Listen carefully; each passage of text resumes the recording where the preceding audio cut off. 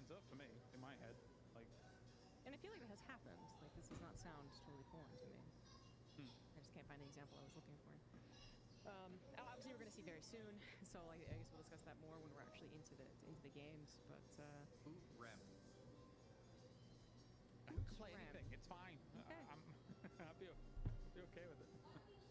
Do you think, actually, I mean, because we now have a Warden to talk about, obviously we haven't talked about him being particularly, like, high priority or anything like that, but I feel like from some other people's talkings about Warden, I suppose, name names, no, it seems like this could be a sleeper. Like, I feel like Warden, you know, is not, I don't want to say not given the respect he deserves, but as someone who was immediately frustrated by the binding word change, I kind of felt that way, not seeing him all the time. So I don't know if you have any thoughts on whether or not he's actually better than he's been kind of appearing in these drafts today. Jason? I cannot lie about this. I didn't understand anything she said because my internet has been lagging and she was full robot. Just so if you would answer, that'd be great. If Warden is undervalued in general in today's games. I personally think he's still got a place if you can find space for him on the side lanes to be able to get farmed up. Like, because if you can get to the late game, I think he's an absolute monster. But it depends on whether or not you can get there. That's the question. As we are now waiting here to get into this best of 3. And if Mr. Jason Kaplan is still lagging over in Italy, that's the question. Jason. Mamma mia, my internet is having a problem. That's one way to put it. Italian impression. It looks like it's back. It sounds like it's back. I can actually hear you guys talk now, so this is great. All right, take it away, but we've got ourselves 1-1 at the moment here. Low-key W versus Foreman. I heard that close. That's fine. No, I really don't care. Oh gosh, anyway, we'll certainly talk more about the drafts, but as we load in, this is again game 3, so if you're a bit confused, you're like, wait, how did this start? And like, why are the stars already filled out in that top bar right there? It's because we decided to jump in, given an opportunity to... Well, do you have to go outside? I'm so confused. Go on a game 3, like, we're going to see who actually wins out in this winner bracket match. What is wrong with him? You know, there was a question. Have you ever seen Zerggy stream, ZG? What is wrong? So, you know how he likes to say voice lines a ton? You know? It's time to change the world. And I have heard that, yes. So we asked Lightbringer about that. Apparently he doesn't do that in matches. Ow! Which makes it a little bit sad. You know? Maybe I should have not peeked behind the curtain and I can just imagine that he was doing that. I feel like it infected Lightbringer. I feel like Lightbringer doesn't tease him out when he's you hurt mommy. doing some watch parties too, but ow. Yeah. Yeah, good to know. Good to know. Because he's on board. And, you know, I expect him to say right, so we don't have to worry about Zergy saying a bunch of lines apparently, but we still apparently have to worry about Lysic's hiccups. Yeah. So, okay, all right. I mean, you know, maybe it was, you know, there's probably a monetary value of dollars we'll accept if Zergy ever wanted us to mod in him saying it's time to change the world instead of Warden's voice line. You know, I think that could be doable. Could be done. Voice packs gotta become a thing one day. I'm looking forward to it. Yeah, it's exclusively all the casting. I would buy all the Zergys in a heartbeat. But into the game, what we should maybe talk about, Zeno gonna be over on his Victor and D-Mob gonna be on Pocket, which I think is really interesting because D-Mob also a strong Pocket player. I was thinking maybe it would maybe on someone else for the team, but instead it's going to be over towards him, which I don't think we've seen in a very long time, to be honest. But it's definitely one of the heroes that's perfectly up his wheelhouse. Kind of waiting for you to call out for ZP again. I'm like extra poised because we're in a Mirage game, but... ZP! Can you hear me? Yeah. It's kind of funny because it feels like the pocket get for Floorman is just obviously what we spoke a lot about in the draft for good reason. It is very powerful. Good points about some of the countering that Loki W has tried to do there. But it's still pocket and it's very, very scary. But then it almost feels like to some people, yeah, the Mirage is almost kind of tanked a little bit of the value of the draft after picking up pocket first and foremost. It's the unstoppable force versus the immovable object. Because you have Pocket, who's like always picked and wins a ton, and then you have Mirage, who just seems to do nothing but lose. So what happens if they're both on the same team? We're gonna see how overpowered Pocket really is, I guess. You know, this will be the benchmark. You just have the longest game in existence, the longest competitive Deadlock game, and the only way it actually ends is when there's a big patch and they have to take the servers down. Ah, yes, yeah, sure. Every time D-Mob gets a fantastic affliction, Rocane is just completely gone, they already died. They're alive. Affliction doesn't hit. Yeah, yeah. Well, as we progress through this game, quite different than I would say the last series of Abraham's versus Melekus. If you guys missed out on that, make sure you go check it out. As Abraham's winning 2-0 to get into the playoffs tomorrow. Melekus have to take on BWC for their chance to make it into tomorrow's games and into the money, more importantly. And the winner of this game will also be joining the likes of Abraham's in the finals tomorrow. It just comes down to how this one's going to break down. And we did get to see Break in the initial match versus Leviathan play Graves. And again, they have a lot of zone control with shoulder charges, with nap times, with grasping hands, with binding words. They have with bolas, with time walls, with swaps. LokiW have a very good comp to like shut down multiple people. That's going to make it very difficult, I feel like, for like DMOB and DMB to have like a ton of effectiveness. I think maybe Rocker's the one saving grace. I don't imagine too many players diving in deep towards him. True. That's a good point. I have to find a way to take him out. Obviously, knockdown is going to become apparent at some point in this game. But I was thinking of the Braves and the Skulls. You know, we did see kind of a highlight moment as, hold on a minute, are we going to lose DMB here? Maybe barely able to escape out. Yes, indeed they are. The Skulls. We saw at least one highlight moment in the first game where we really did, I think, see the Skulls and their new, basically like AI, you know, summarize it as that, you know, actually show how much better it has made the Skulls and how they were able to chase down the Shiv, which I already forgotten who's on it. And I wonder if that's, you know, going to be more helpful against many of the players, I guess, obviously on Foreman. Pocket's a bit of a different case because, of course, their escapes are actually some of these true escapes. But we do have our first Death Slam that is going to find the first blood. Who's gone? Trying to take some early momentum here with that kill and potentially another with the parry under the tower. As Medical very low in health. Looks like he's taken away from the burn, and it should be enough to finish him off, and cause Medical will fall. Paradox and Hoop both back to spawn, and Foreman off to a strong start here in middle. I think even, I mean, average seems kind of bold. But it seems like they were in control. They knew what they were doing. They were able to back away. Bridge buffs did spawn here, actually at 6 minutes already, guys, and they all went to Floorman. Take down Break. Yeah, LokiW not having a super fantastic start as Rocker also looking to bully Zerggy a little bit. Zerggy in some serious trouble. He manages to get behind that Guardian. Looks like Hoots inadvertently found himself in trouble with the parried.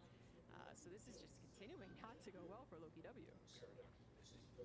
Seems like the hiccups are working in favor right now of LokiW. I don't know if Listic's still calling right now. Actually, are not in favor of them. Working in favor of Foreman, I should be saying, as Listic's very low in health at the moment, taken away from that affliction on 3 HP. And Rokane will get the shot with the Jin's Mark to finish him off. And that's another kill going the way of Foreman. Sporting a 3K lead, though the pressure on the Guardians has been alleviated. Hasn't really taken enough damage to go down here on this next push.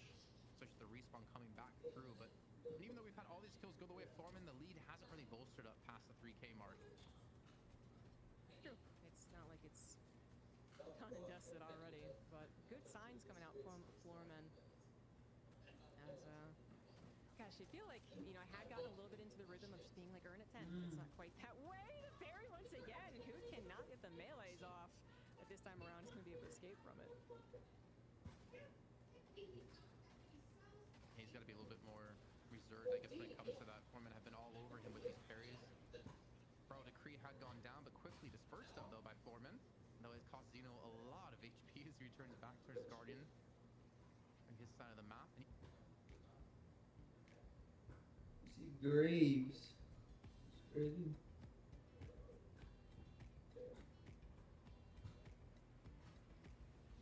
then they continue to shove on forward. The rotations out of Cosmetical's going to be here, and they're going to meet 3-on-3. A little bit of team fights.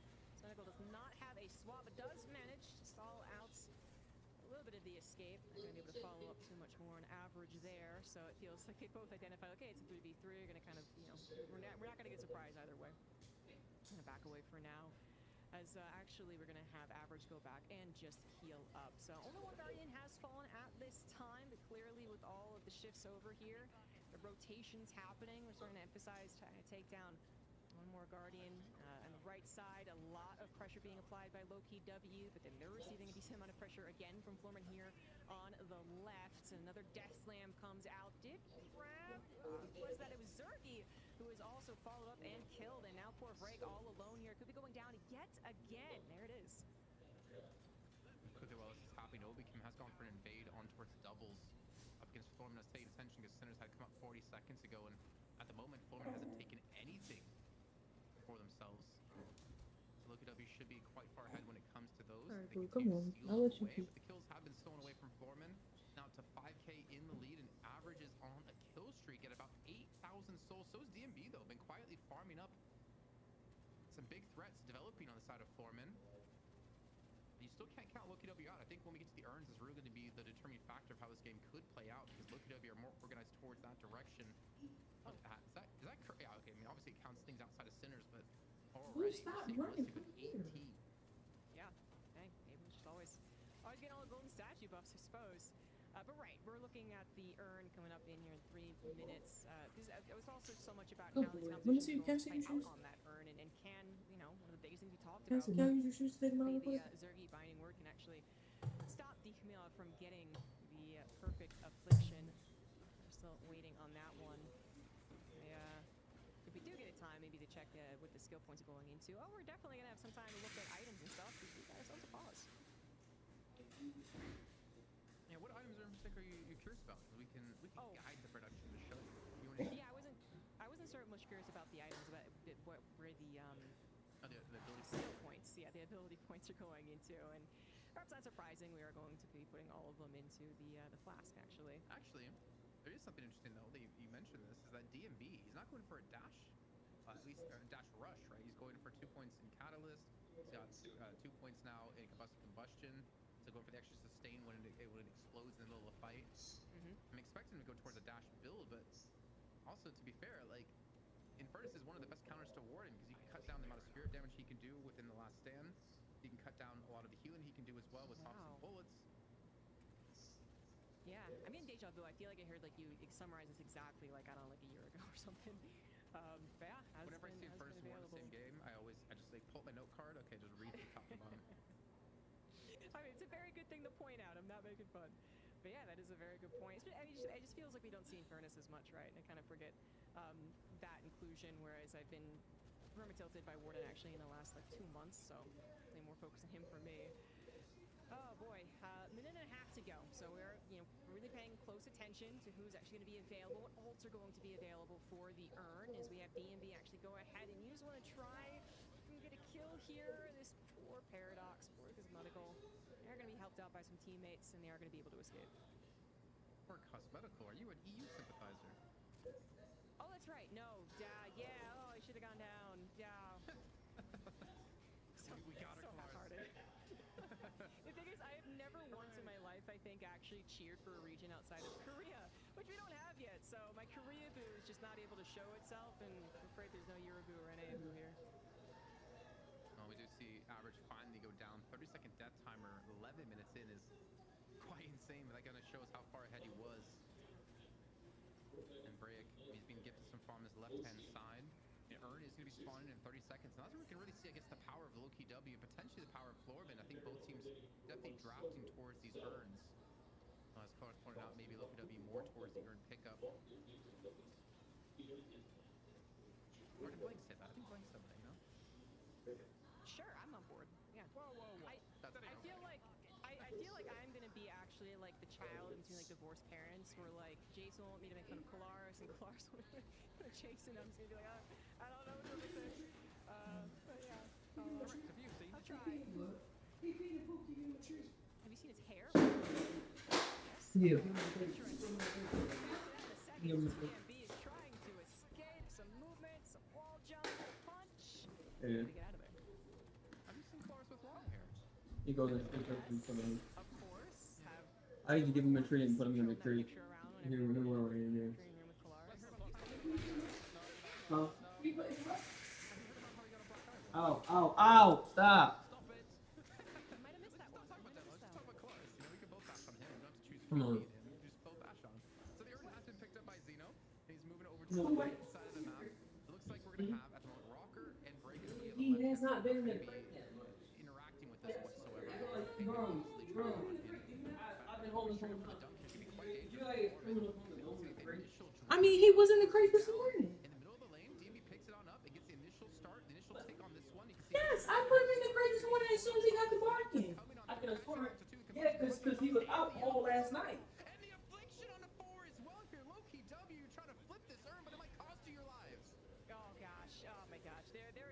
exciting moments right there. I thought that nap time was going to be amazing, but then you see the affliction come in and you're like, oh yeah, that's right. Pretty darn good. Cosmetical and Opicum out of the equation. Zerggy able to help. Listic is trying to flee. It looks like Demob might be on the chase. As we see Rokane actually get the credit for taking down Vrake. And while this was happening, Floorman also had Rocker on that left side, getting the Walker down to half health. Damn, that was dirty, and that's what we talked about with why Pocket's always banned. 4-man affliction, even with a 4-man owl on top of that too. LowKW, they try to go for the contest, but had no opportunity to do so. Maybe we can get a replay of that in slow motion to see them all come in bit by bit, piece by piece, as they dismantle the defenses at a LowKW and are sitting at a 9k lead. I mean, yes, you did get the Walker down to half HP on the left-hand side as well. And here we go, a little bit of replay coming in. You see the urn, it does get pushed in by DNB, and he just sits on top of it, just like we talked about Victor with the shock reanimation. Combustion is the exact same thing. If Paradoxical Swap had come in to pull someone off of it, but man, the affliction and the bird stun on top of that was just disgusting. And is that actually an Echo Shard grasping hands out of Vrake? What, is it already? Am I? Yeah. Oh, it is. So he's definitely going for urn control with this. Yeah, good eye. Well, that's going to be, let's say, extremely annoying. Zeno gets caught in one. Gosh, the affliction is just so powerful. But then I'm also wondering, I love that you called out immediately, like, hey, like maybe Binding Ward can help out and stop it, but we don't have maxed out Binding Ward. I'm not even sure how close we are to it, but I wonder if that was something that they were thinking of, or just thinking about M1 to give to Zerggy. Obviously, they can also play Wraith this time too, which I'm a little sad I haven't seen today. But yeah, we did not get to see that play in action. Zerggy instead ulting, trying to dominate the urn. Didn't really end up happening as much as they were hoping for. I mean, now I have to wonder, will LowKW try to go for contests on the urn anymore? That was devastating, and Demo is continuing to get more and more powerful.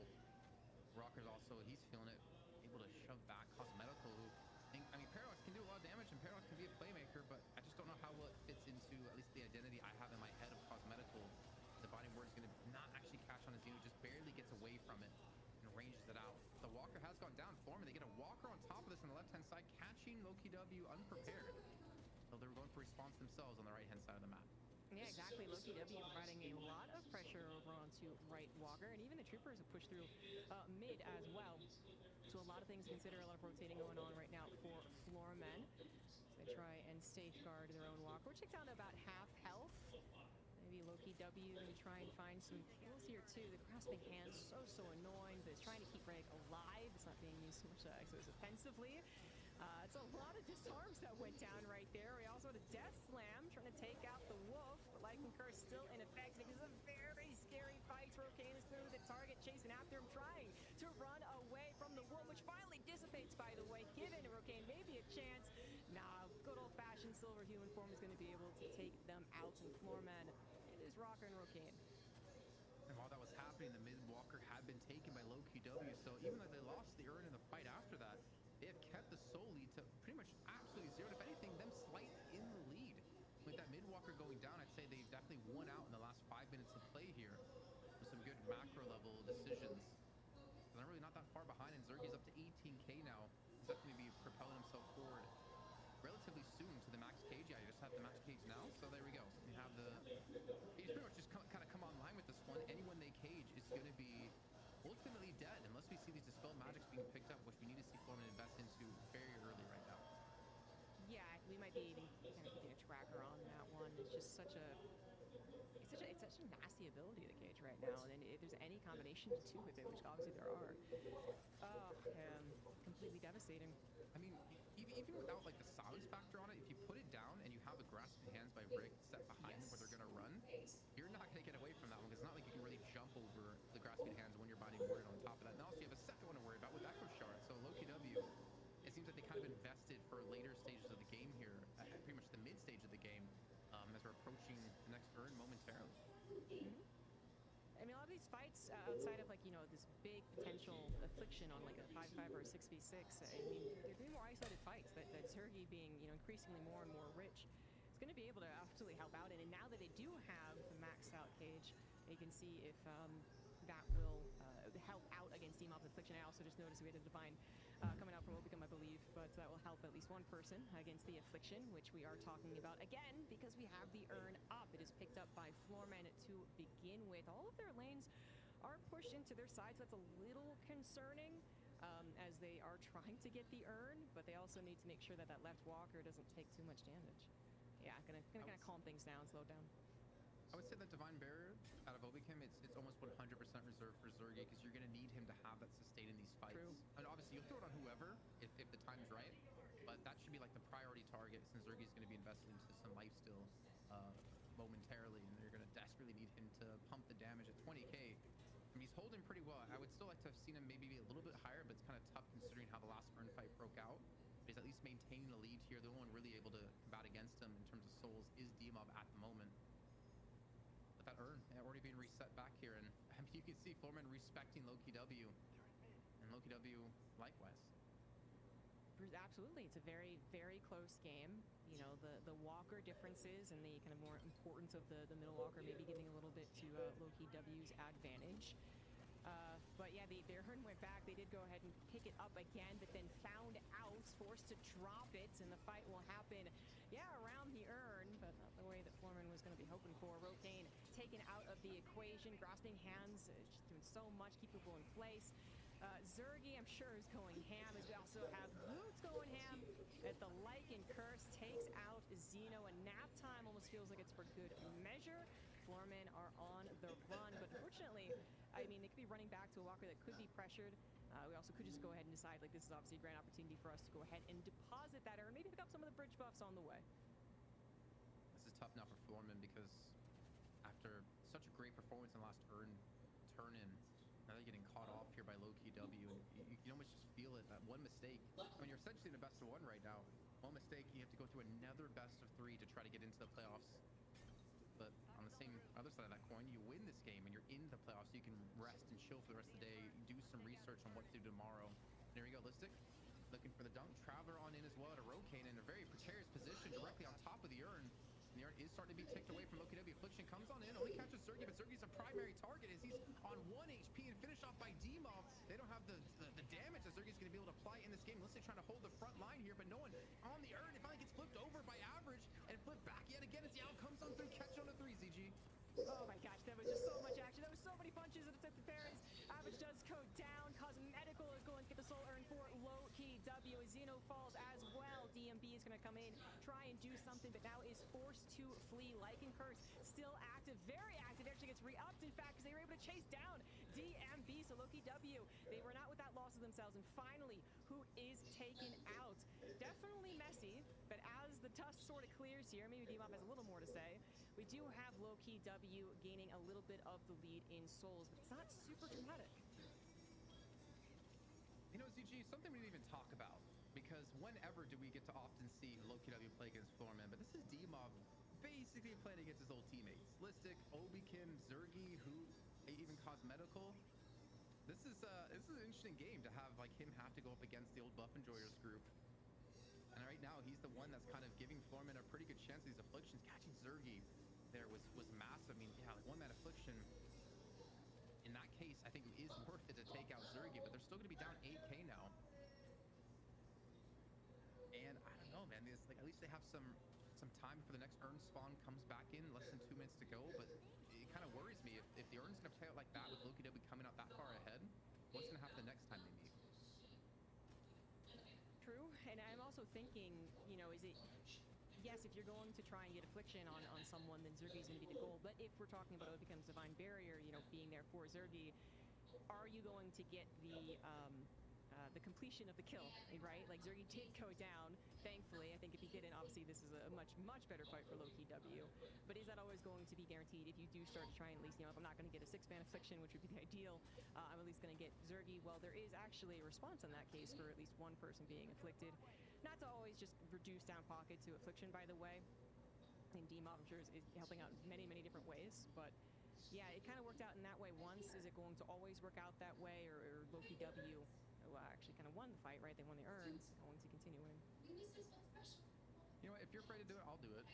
I can, you know, put pocket just down to an affliction buff. Oh, okay. Because honestly, honestly, sometimes that's all you need to really do to win. I know D-Mob is doing ridiculous damage outside of that, but man, the affliction is just, it's so deadly if you can position yourself correctly. And obviously it doesn't just wind down to that, but and he's at 28k. He's glowing. He's on fire. Zeno also gets a refresher here, so hard enough to kill him once. He's gonna have it yet again. And also Spirit Burn picked up for D-Mob. I think that's a big power spike coming on through, because not only is the affliction taken away, if he can proc that Spirit Burn, he can have himself a kill.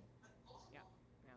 I just know that as much as you're like, okay, make sure guys not to everyone get afflicted, a good pocket player and one who is rich enough is going to just be adding so much damage anyways. There's two afflicted, Hoot and Listic. Actually, I think Rokane's gonna need to get back into the fight, which they do immediately. We got ourselves the 6v6 almost. DMB also trying to come in here. Zerggy is on top of Average, hoping to chase them down apart from the kind of main battle that is going on. I believe Zeno was able to get refresher, so there it goes, actually just popped. Nap time also affecting them. Charge, Zeno is gonna be taken out yet again, but this is good old Victor just surviving.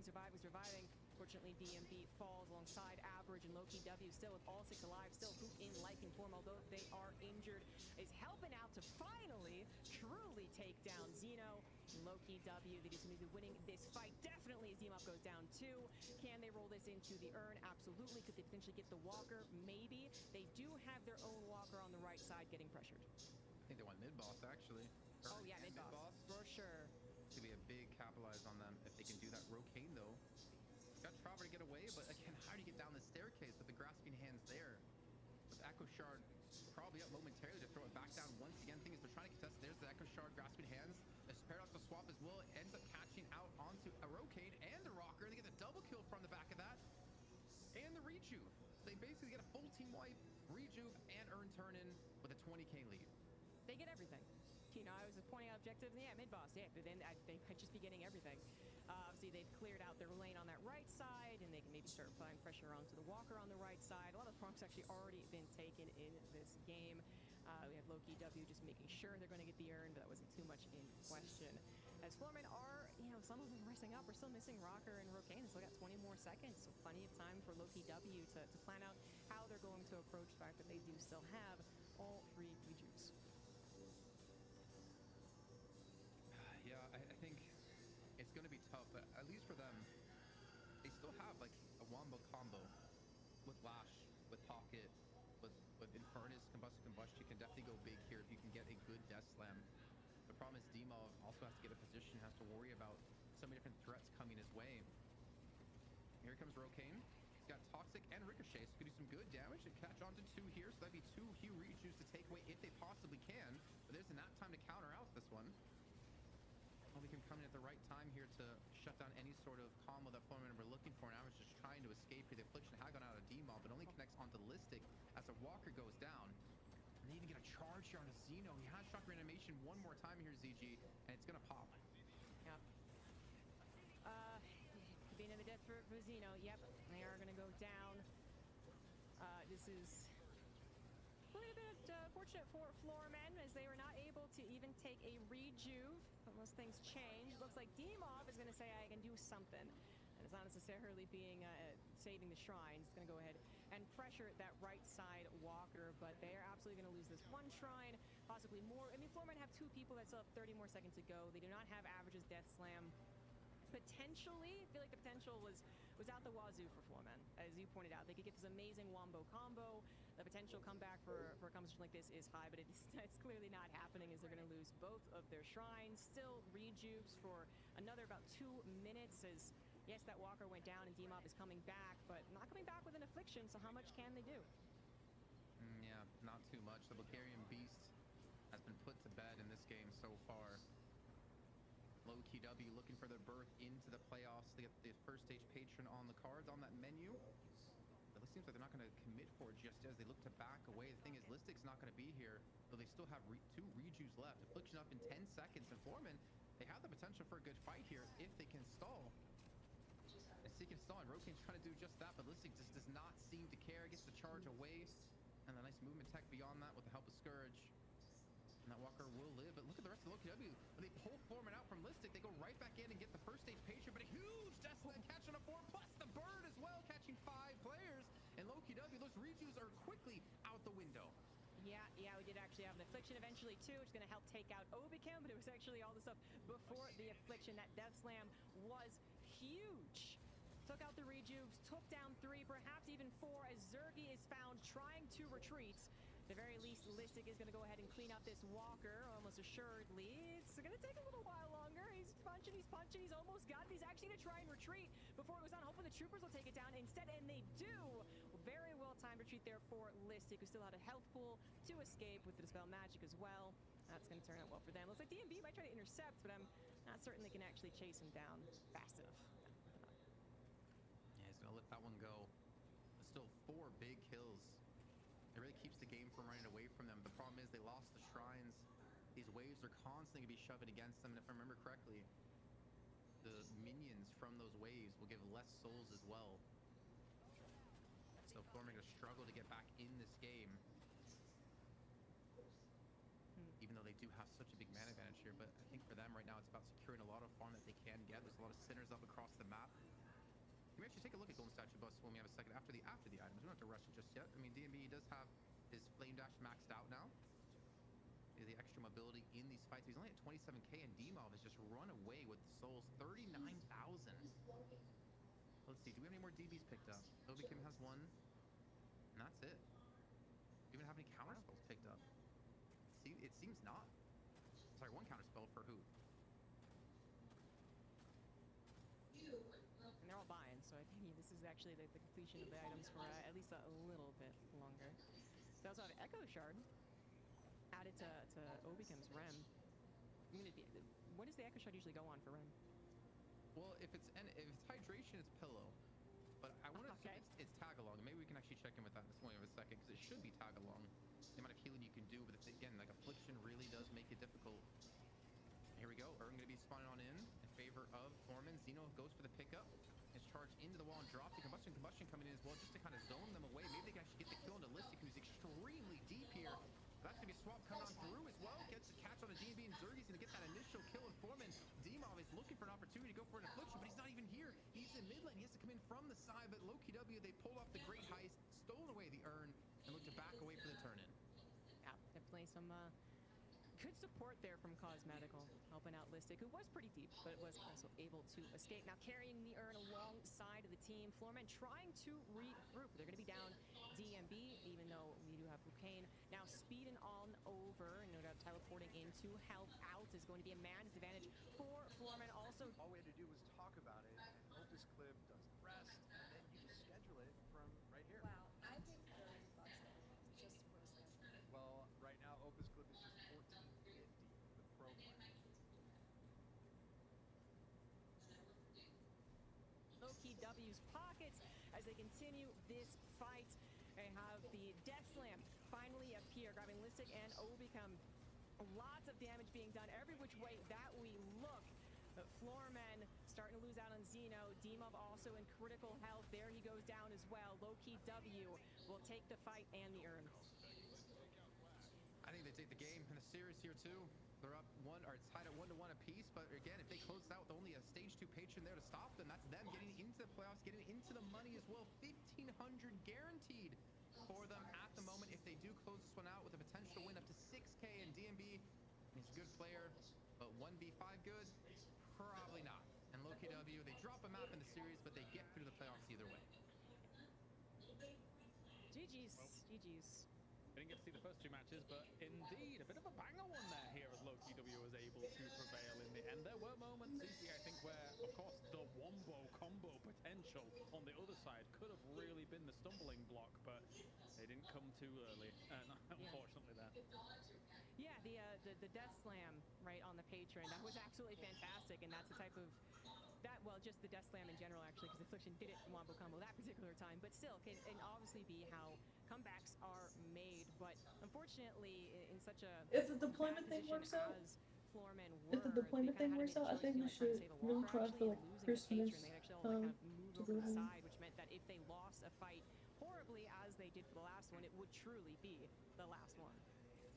Good as we take a look back. A lot of Death Slams here and there as they're trying to secure some kills with it. Of course, I think as average did have a pretty good game overall, Jason, but going up against Loki W and some of the stuff that they were able to bring, like the swaps into grasping hands, it etc. near mid boss, just picture perfect stuff. It really felt like low KW, their go time was when they had Echo Shards online. It really felt like when Vrayek had one, the grasping hands all over the floor, it was really difficult to like move around. When you had Zerggy hit that power spike of your max binding words, you have the silence on top of that. Obi Kim, his Echo Shard, I think that came a little bit later with the tag along, we're assuming, because we don't have a confirmation on that. But I think even Dan pointed out that Cosmetical went Echo Shard on his time wall. So you had even more silences, you had more control, you had more protection on top of that. Echo Shard, I mean, stonks going up for sure. Yeah, definitely.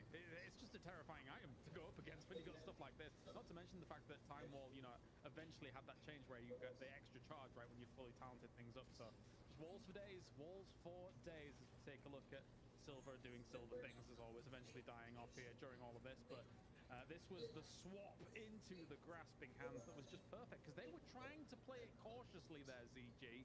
You can't do that with Paradox around. No, I mean, you know, hindsight 2020, but you're kind of like, oh, can we go in the grasping hands? And of course, Cosmetical is like, they're trying to do this. Like, I'm going to go ahead and grab them. And in a hallway like that, it's hard to miss the paradoxical swap. Oh, you say that, but I've missed. Well, I think Colossus showed my parry compilation of me meleeing into parries. I mean, I can miss anything, trust me. That was blank actually, but I may not have encouraged him to do it. So let's take a look at the numbers from this game as well. Zerggy on the Warden. It was good to get Warden back in here, Jason. Yeah, I don't think he did anything special necessarily, though. I don't think it was really on him. I think, you know, for me, credit goes to, like, Cosmetical, Vrayek, and even Obi Kim to some extent. I mean, the early DB as well. After the initial affliction on the first urn, I feel like the max affliction we saw was 2, and I think actually they were mostly just 1-man afflictions, which we could cleanse off. But the fact that, like, they invested these Echo Shards so early on, they kind of knew when their power spike was going to happen and when they can actually start to turn these fights around, which is kind of crazy considering Foreman, they looked so good at the start of this game. They were the ones controlling the pace, average in particular on the lash, and then, of course, when we get to that first turn, they win that pretty heavy-handedly. But the lead that they had, and you can see right before that 20-minute mark, just completely dissipated. Yeah, I think it's very interesting, of course, as we had our reservations about letting Pocket through the draft right overall ZG, but then in the end, Demov, as much as he was able to do some damage, it didn't quite hit as hard as it should have done. Is Pocket not as overpowered as we thought? Was it just not the right composition? Did Loki W counter the Pocket? Or was it the fact Florman also got Mirage? Shall I try and summon Ziggy? No, I'm not trying to summon Ziggy. That's it is quite comical though that we do have Mirage continue. The stonks are going down, complete opposite of the. You got our answer right. You had Unstoppable Force and Move Logic on the same team, and it just ended. It wasn't a win. It wasn't the longest game in Deadlock history. It was a loss. Mirage just proven to be a little bit too heavy to carry. I mean, actually, Rokim was doing all right halfway through that game as well. But of course, they're subbing in here for Foreman to try and make something work. And oh well. But that doesn't mean that they're down now just yet. Loki W confirms that they are going to get themselves $1,500 and get through into their semi-finals. Jason, EU with the rich get richer, my friend. Well, you know what's scary, right? Is because Abrahams and Loki W came through the winners match, that means they cannot meet until the finals. So we could technically have an all-EU final, which means Loki W will play against the winner of Melee Creeps and Burwood Clock, and Abrahams plays against the winner of Foreman and Leviathan. This is going to be cool to see, man. Like, we have the best teams in EU, the best teams in NA, all going head-to-head now. And then Burwood Clock, which I'm not saying necessarily the best team in NA, but we haven't seen them in such a long time in Night Shift. For them to make it through now into the decider match in Group A, I mean, I don't want Melee Creeps to lose. I don't want Burwood Clock to lose. Like, there's a Cinderella story. There's a team trying to defend their title from just last week in DSI. There's so many stories about this that I cannot wait to just get into this. I believe that's the match coming up next here, ZG, so it's going to be a bit of a banger. Of course, Floormen and Leviathan later on as well to finish things off. They've got to wait a little moment, but if it goes all the way to 3 maps, maybe Leviathan will be staying up very late for this one. Well, it's always a possibility, apparently. I feel like if they weren't already used to it, you know, certainly a lot of the European teams are getting very used to playing on NA and playing deep into the night. You probably got a nappy today. But yeah, they probably had a little nappy, just like Polaris. Probably called it a little nappy, too. I had one too. I was too ashamed to say it. But now that I know the players had a nappy, now I can say I had a nappy today as well. I feel like this like pseudo hating on napping actually just should not actually be, you know, stood for. Like, napping is amazing. There's like studies about how like a 45-minute nap during the day is perfect. we should all incorporate it into any workplace like we were all back in kindergarten. It's fantastic. You know, get little cots and just like the office space. It's actually great for you. So I'm on board. I'm probably going to take one while also trying to watch the rest of the games and all that. But yeah, it's exciting bracket. And my baby carrots, and I'm good for that, dude. Let's go. That sounds amazing. That sounds lovely. I like how Jason's like, I'm sold, as if he wasn't already sold before. He's like, oh, you're forcing me to nap? Fine, I'll do it, fine. All right, I guess we're going to a break because we've got games coming up and we need to get this on moving on. All right, Jason, Zombie Grub, thank you very much for joining me here so far. That has been another match. We are back after this break where we have the final matches in these brackets, so stay tuned for more Night Shift Open brought to you by Intel and Walmart.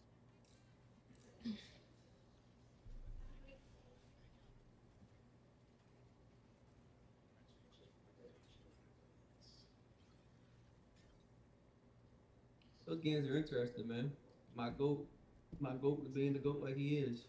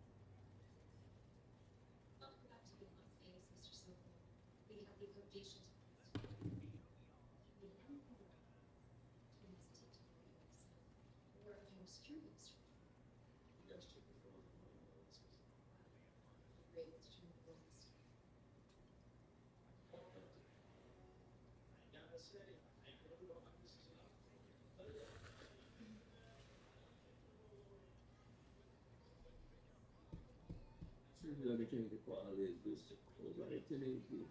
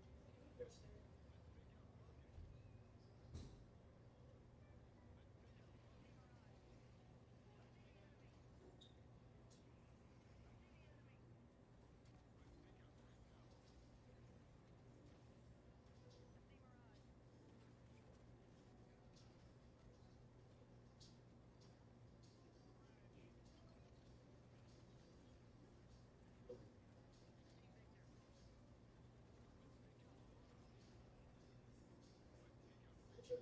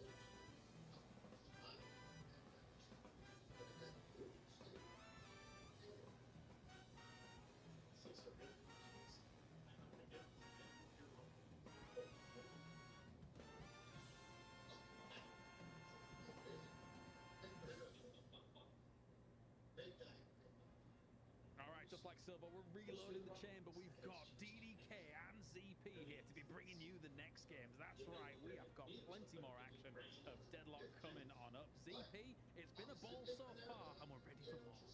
Yeah, I mean, it has been an awesome weekend. The qualifiers went without a hitch. The competitiveness has been off the charts. Some surprises so far, too, throughout the bracket. Melee Creeps, of course, we're watching them here. They did not finish their job in the winners game, so we get to see them once again. It's just been fun. A lot of really close games. The meta's been shifting. Pocket actually got played and seemingly didn't win. I mean, it's been awesome. Yeah, and of course, we've got the Dapper Yapper himself, Mr. DDK. You're looking buff, mate. Have you been surprised by these results so far? How are you feeling about them? I haven't been surprised about the results, I don't think. I think it would take like a really monumental upset, I think, to really surprise me. I think all these teams, we know that they're good, and I feel like we know that EU, I feel like, should come out ahead. I don't know, I feel that way. I don't know, I feel like you're delusional if you don't feel that like that. I mean, any CP, what do you think? Look, I think in terms of the tournaments overall, teams have been good about holding serve on their server for the most part. I do think NA can come back here, but I think you have to give it up for the EU teams where they're competing not only on high ping, because this is an NA tournament. Everything is NA rules. They also have murdered their sleep schedules. Like, look, I'm not going to say Deadlock players have reasonable sleep schedules, because we all know that is not the case whatsoever. But even for EU, they have, like, really flipped their sleep schedule to new levels, especially those that played in the qualifier. But all the respect in the world to say, if there is Deadlock, we can participate, we will be in it. Yeah, there's a lot of good stuff coming along. Let's talk about Walmart, though, of course, as we have them joining along for the Night Shift Open, or as Jason keeps calling it, the NSO. He sounds really cool. It sounds like a government organization, but I'm not sure. Look, I'm going to go with Night Shift Open here. Walmart, lovely stuff that they've been able to provide here, ZP, alongside Intel as well. And everybody in the chat, I don't know if everybody needs to type exclamation mark Walmart, but a wall of exclamation Walmarts would actually look quite nice. What do you think? Yeah, I think, look, it shows the sponsor that you're watching, you're listening. Also, it's just funny that Kaleros can mind control the chat like that. You act like you're not going to follow his commands, but he's sitting here and he's in your head and you're actually typing the command. You're like, wow, he has that power and looks like Kelvin. Yeah, the power of the gingers. That's what we call it. Frozen in ice, doing what we do best. So that's how it boils down. Of course, thank you to them for this $12,000 prize pool, and already we've secured $1,500 for our teams that have been able to move through into that semi-finals. Let's look at that bracket and check out how everything does boil down here so far, as we have our double brackets here to be able to move on. As we now have Melee Creeps going up with against Bird with Clock, which is a storied match indeed, and then Floorman versus Leviathan here, DK. Yes, the potential for Bird with Clock to make it through is really interesting. FPS Lounge, it's interesting because of course, it's gonna be always tough against Abrahams, but I feel like FPS Lounge are still kind of finding their feet a little bit, and losing to Bird with Clock, 0-2 is really, I think, the more surprising result, especially because that is of course a domestic affair, and maybe Bird with Clock are gonna overtake FPS Lounge. Maybe this is the signal that actually shows that as FPS Lounge continues to develop, and now Bird with Clock up in the real test, the real NA test, against Melee Creeps, who are kind of with Foreman the two goats of the region right now. Yeah, for sure. I mean, bear in mind, Bird with Clock obviously had to go through the process of actually getting to this spot, right? They did play against Abrahams yesterday in that qualifier, ZP. Lost out on that match, but overall, I mean, you're getting in some really good practice if you're going up against like Abrahams. So yeah, I think good stuff. Yeah, not only that, I mean, in a way, the way the brackets worked out, they got some free practice against melee creeps because if you look at the bracket, these teams played earlier today. It may not have been on the main stream, but they already got to feel each other up draft-wise, and that came out wrong. But look, the point is, they got to see what they were bringing out on the draft, and as a result, you know, for Birth Clock, you can make some changes in regards to that, where you can just look back and be like, okay, this didn't work. We're going to go with a different pick ban priority. Also, they've been able to see where melee creeps failed against Abraham, so you can take that into account. Yeah, that's a very good point. As DK, when you look back at it here for melee creeps against Abrahams, I think that there were small moments where I was thinking, oh, okay, maybe there's a comeback potential here and there, but Abrahams looked very strong, and melee creeps are going to have to step up against what you would normally consider to be quite the normal hierarchy as well. Of course, we look at that semi-finals bracket as well that's going to be coming up, and we know exactly how those teams are going to slot in against the teams in tomorrow. Yeah, and it's beautiful to see actually because, of course, like EW Abrahams have two best teams in the EU region. You know, Leviathan, they've been up and down in that argument as well. And so I feel like this is really cool because, you know, if we get to Abraham's EW finals, I think that's really nice. We know that's going to be a high quality game. Floorman, melee creeps, you know, in terms of the BWCT, I guess we'll see how they can do, how far they can go. But in terms of the NA representatives, still in with a very solid shot at you know, representing the region. You can't let the EU people come in and steal your prize pool. That's true. Yeah, we've invaded, and so far it's looking all right. And it's an interesting one because, of course, we had R1 go down, and EU was obviously doing well there. DSI goes down, NA does well there. So as you said, ZP, people have defended their territory pretty well up until this point at the moment.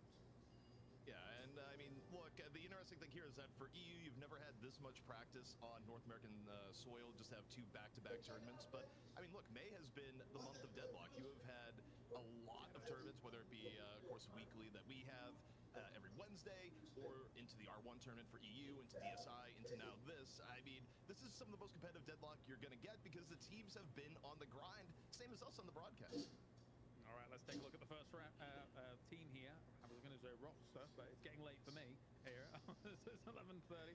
We've got ourselves melee creeps coming on in. We were able to get a nice glimpse into how they were playing things out against Abrahams. Obviously didn't quite go their way. And with range of the new addition, Saya and John being the one that we're kind of looking at here to be able to maybe like shift momentum a little bit. DDK, what are you making for melee creeps? Yeah, I think it's very interesting actually, especially if you're facing them, because Du absolutely has made a name for himself, especially from the last weekend. We saw it on full display. The Celeste play was transformational for melee creeps, Yes. and allowed them to take certain matches that otherwise they wouldn't have been able to come back in. And so, you know, there's a strong, you know, targeted ban, I think, for Du specifically on Celeste. But then, you know, Saya and Paradox, this is another one that's interesting.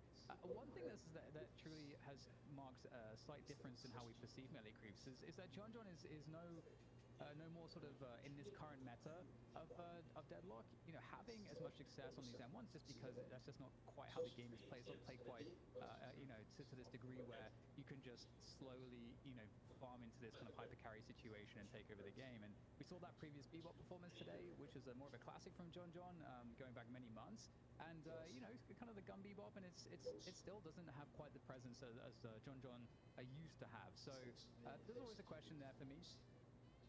ZP? Yeah, I think for melee creeps, I kind of feel like they've gotten in their own heads a little bit today. You look at how they've been able to win in recent times, and the number one way they've been able to win is that part of it is getting John Comfort Heroes, where in most of their wins going into the DSI finals and into this last week's night shift, like throw the urn to a side and look at the hero draft here, right? John's been playing Venator, a whole lot of Venator. And what really hurt them in the last draft up against Abrahams is that they were prioritizing the Celeste and letting the Venator get away, and then they fall in the Barrage Grenade a little bit later. When they were doing well in the last week, they just say, look, we're going to prioritize Venator above basically everything and let John play it. I actually think them getting away from that has really hurt them, and I think part of it is just the fact that they're just overvaluing how good Celeste is. Like, yes, Du is that good in Celeste, but you look at the pick ban rate over the course of the tournament, and no one else is valuing Celeste as highly as melee creeps, and I think they've kind of, they overthought where it's valued, personally. It's an interesting one because if a Celeste can go out and do 70k damage, does it matter if it's being negated here and there, if there's no follow-up to it and stuff like that? And that's kind of how it felt to me with that damage coming out. But let's look at the other roster, of course, here as Bird with Clock is going to try and mess up the hierarchy in Americas here. As I was able to watch them go up against Abrahams in the qualifiers yesterday, and honestly, I think they look pretty darn good against Abrahams, but they did lose out on a best of one in the end. So DDK, when you're looking at Bird with Clock, do you think they can upset things here? I think it's always possible for sure. There's a lot of really good players here on BWC. The sub with Erebus is really interesting. The backstory there for some of you is that he got taken away from FPS Lounge because they were looking at a more of a long-term solution for their roster, as Erebus was considered a one-trick on Bebop. Bebop's very good in the meta, and Erebus was able to exploit that. But then, that's just not how Deadlock works. You've got to be able to flex, and otherwise it puts pressure on the rest of your teammates as well to maybe play out of their comfort, and so on and so forth. So Erebus is in with an opportunity here to really show what he's still able to do at this top level. And but you have across the whole roster, Gibbs is one of my favorite players to watch, and Tanner as well. I mean, we've got some in-joke. Imagine being able to build an app with your name on it just by thinking about it. Meet Base 44, a complete AI creation platform. Describe what you want.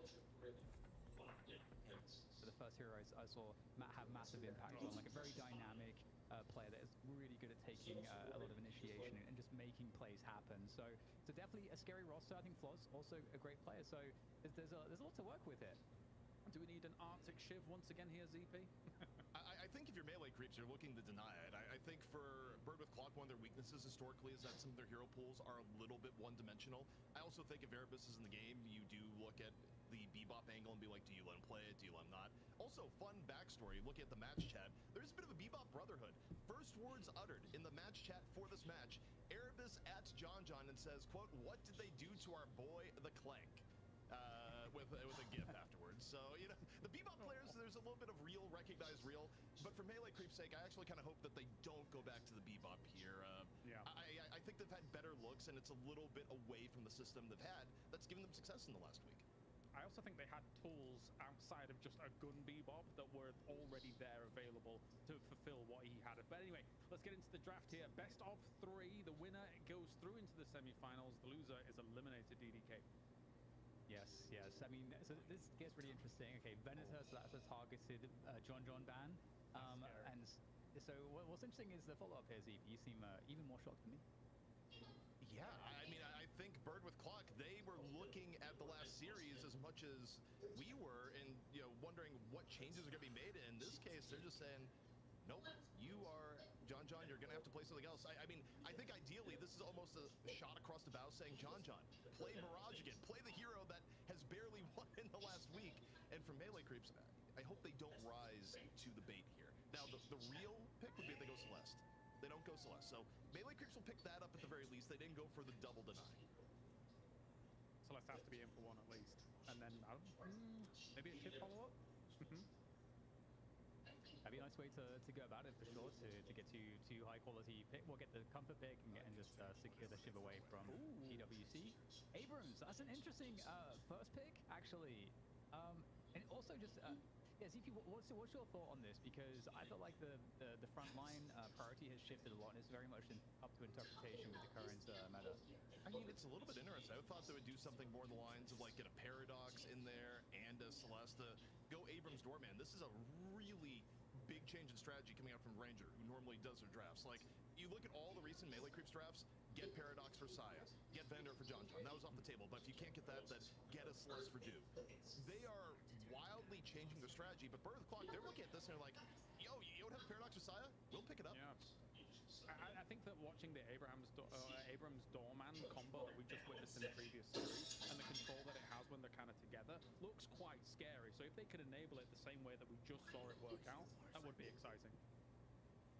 Nice. I like the talent pickup here as well. I think talent is like such a great answer to so many different things right now, and I think the presence you get with the ultimate in the early game is pretty pivotal in swinging the early rounds. So I'd be very curious as to what they follow that up with, because great talent Paradox, Silver, a lot of really effective roam there, and there we go. You can't ban out the Silver in the second round of bans. That's secured now from MLC. As I look at it here, I think for melee creeps, you probably hit Shiv in the mid-stage bans. I really don't think you want Arctic to play Shiv if you can avoid it. But instead, they're going to go for the Lash. I don't know. Like, that's interesting. I mean, Shiv has been such a comfort pick for Arctic that I look at this, I just wonder why. Now, maybe they have first pick. They could come back and grab Shiv themselves after the mid-stage bans. That would make sense. But if they just leave Shiv on the board to be grabbed after mid-stage bans when Bird with Clock, it's one of their most reliable heroes, and I don't love it, but we'll see what they pick up here. I like the Ivy ban. I was just thinking, you know, I feel like Ranger is someone you can kind of target, because I think Ranger's been another question mark on melee creeps. You know, not to say too much about Ranger's ability to play, but just in terms of the current meta, I think there's a discussion. I think Jason was starting earlier, was saying, look, a lot of these EU teams, you know, they don't even play their support player on the support, and that seems to be one of the ways to go. And we have seen some certain struggles where in these Rem games as well, where the Rem can do a lot of utility, but lacking a lot of damage and in some of the more key areas. But Graves and Yamato coming in. Rem's been the fallback, right, for Ranger that we've seen in the games today, going up against Abraham. So might be the way that they end up navigating here. Yamato coming in, I'm still mixed on Yamato's overall viability, but I think Bird, this is the one difference between the two teams is that melee creeps are never really a team that can go Wraith. Like, you think about what they want in terms of M1s, and, you know, assuming they're playing one, John had, like, a 1-week stint on Wraith, and it was not a good one. Like, I don't think John likes that hero. He had to actually, like, make a build for the hero short notice, but Geist is a real deal here, so I think what's going to happen, it was played by Doom earlier in the day. But given the fact that Melee Creeps has Celeste, it's going to be the return of John Geist. And maybe this has been a blind spot. Arguably, Geist has been a little bit underpicked. I mean, there's been a lot of commentary that, oh, Geist isn't that good right now because of the way the game is being played. But Geist also actually won earlier today. So I look at this, it's John Geist, do Celeste, I would say nearly for sure. Billy or Viscus. That's what I'm reading here. I wouldn't mind the Billy, personally. Exactly, that makes sense too. That's actually a pretty nice pick-up late here. Yeah. I was going to say Billy or Viscus because I mean, Victor as well, all have like very good options in the objective fights. But Viscus specifically to like get the punches on the to break Graves' ultimate is always like a nice potential counter. Although I guess like those builds are not quite as good at the moment in the current updates. But Billy as well, you know, like Victor, has all these options to both frontline and create a lot of issues in the objective fights. And that extra frontline power, I think now is actually quite scary. You know, you've got Silver and Victor in the front, Yamato able to go into the back line, creating a lot of space for Wraith and Great Talon to kind of do what they want to do damage-wise. So I like the comp from BWC quite a lot here. I had a follow-up question though, ZP. The guys that you're bringing up from the previous match that they had was in a very different comp. I think they had McGuinness in there. They were able to get John on the Venator and things like that. So does it operate as well in this draft relative to that one? What do you think? It's relative to the other one. I mean, it's kind of interesting because a lot of time Geist will be off on her own, in her own solo lane, and, you know, it's interactive team fights. The team fight dynamic is going to be different. I think Melee Creeps, their thought process was just, hey, Geist did well earlier today, throw it into the mix here one more time, because Lord knows we're not putting John on Mirage again. and apparently not the Bebop either. All right, well, we are getting ready here for this best of 3. Again, the winner will basically already secure themselves $1,500. The losers are going home. Home. So let's give it over to DDK and ZP for all the action.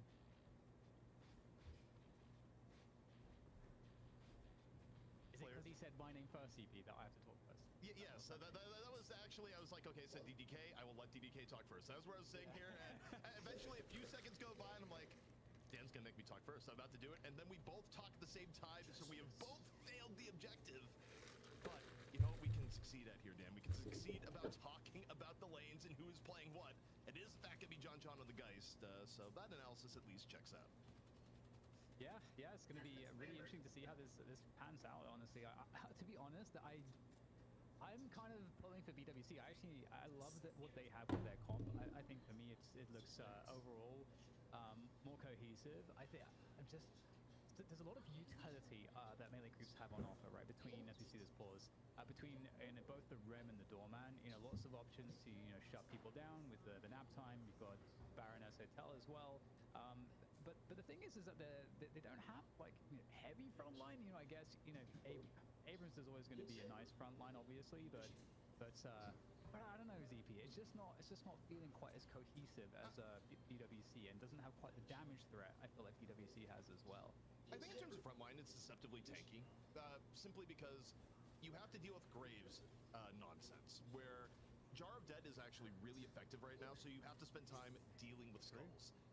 Geist in and of herself has a second life bar, will be playing up, and you also have the Rem, whose healing has never been better. So I think when you add all that together, it's a deceptively tanky roster that they have going here.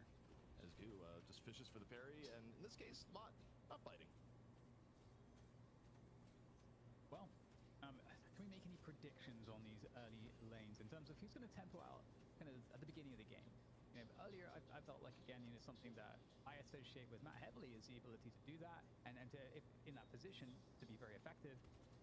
Obviously, in this particular game, Matt's actually playing Yamato, which is a great hero for that purpose, to start roaming. But again, you kind of want that first Guardian down so you can kind of like tempo out. And looking at the Yamato lane, it is with Grey Talon as well. And Grey Talon on the side lane, obviously, you know, the birds are going to be a little bit more predictable where they're going once you hear the sound. But I don't know. I feel like Yamato, Grey Talon, definitely a nice lane. Yeah, and on the right, the Wraith Victor lane. Get a piece of the Abrams Graves lane, which is a little bit surprising. I think before we saw any action here, I would have said a bit of an edge to melee creeps in lane. You have Doorman, who's horrendous to deal with. And yeah, I mean, for Birth Clock, Silver's quite good early on. Yamato can be quite good early on. Like, it's not really a hard difference between the two teams. If I had to say advantage, it would have been a little bit towards melee creeps, but Birth Clock have come in strong here at the beginning. And also, you just look at the damage being dealt with on this left Guardian. I think do had to go back to full heal, and things are a little bit tough. Once again, fishes for the parry, doesn't get it, and you know, for Birth Clock, they're playing relatively contained here and just punishing mistakes where they see them.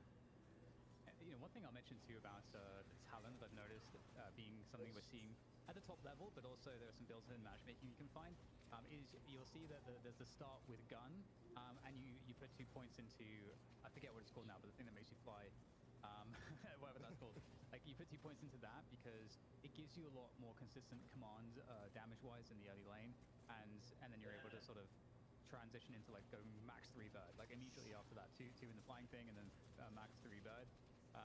That seems to be something that's fairly common to see, so I'd be curious to see if that's kind of what Arctic is going to be going for, or if there's a deviation in terms of that build, because I do think that's the better build to tempo with at the moment. Well, Reign of Arrows 2, I think, just got way better. The fact is that its uptime is really high. Even before, it was more balanced in a state where things like knockdown could actually be really a problem and take you out of the air. Even if you do something to interrupt GT's flight, he's going to be able to fly again immediately. Like, generally speaking, he is a perma flying hero and has a lot of real mobility at the same time as John. Real close to getting a boot to the face there. Yeah, and that's something, you know, just the perspective we had there, you know, Erebus is playing Silver. So, again, Erebus made his name on Bebop, and then that was also part of the reason why he got removed from FPS Lounge, is the one trick was an issue. So, you know, here to reinvent himself, this would be like an amazing series to sort of prove FPS Lounge that, you know, that they were wrong, and that, you know, from Erebus's perspective, you know, he is able to flex successfully. So if he can have impact here in this series, especially on the Silver non-Bebop heroes, I think that's going to go a long way for him. So that's just a bit of backstory, you know, what he's playing for in some respect. I mean, Erebus would love the comeback story where, you know, it's almost, okay, you're really good at one hero, but the rest of your hero pool suffers. You get success on it, but eventually people realize it. It's kind of like watching Mac Jones' early NFL career, where he looked like a good quarterback until everyone realized the parts where he was bad.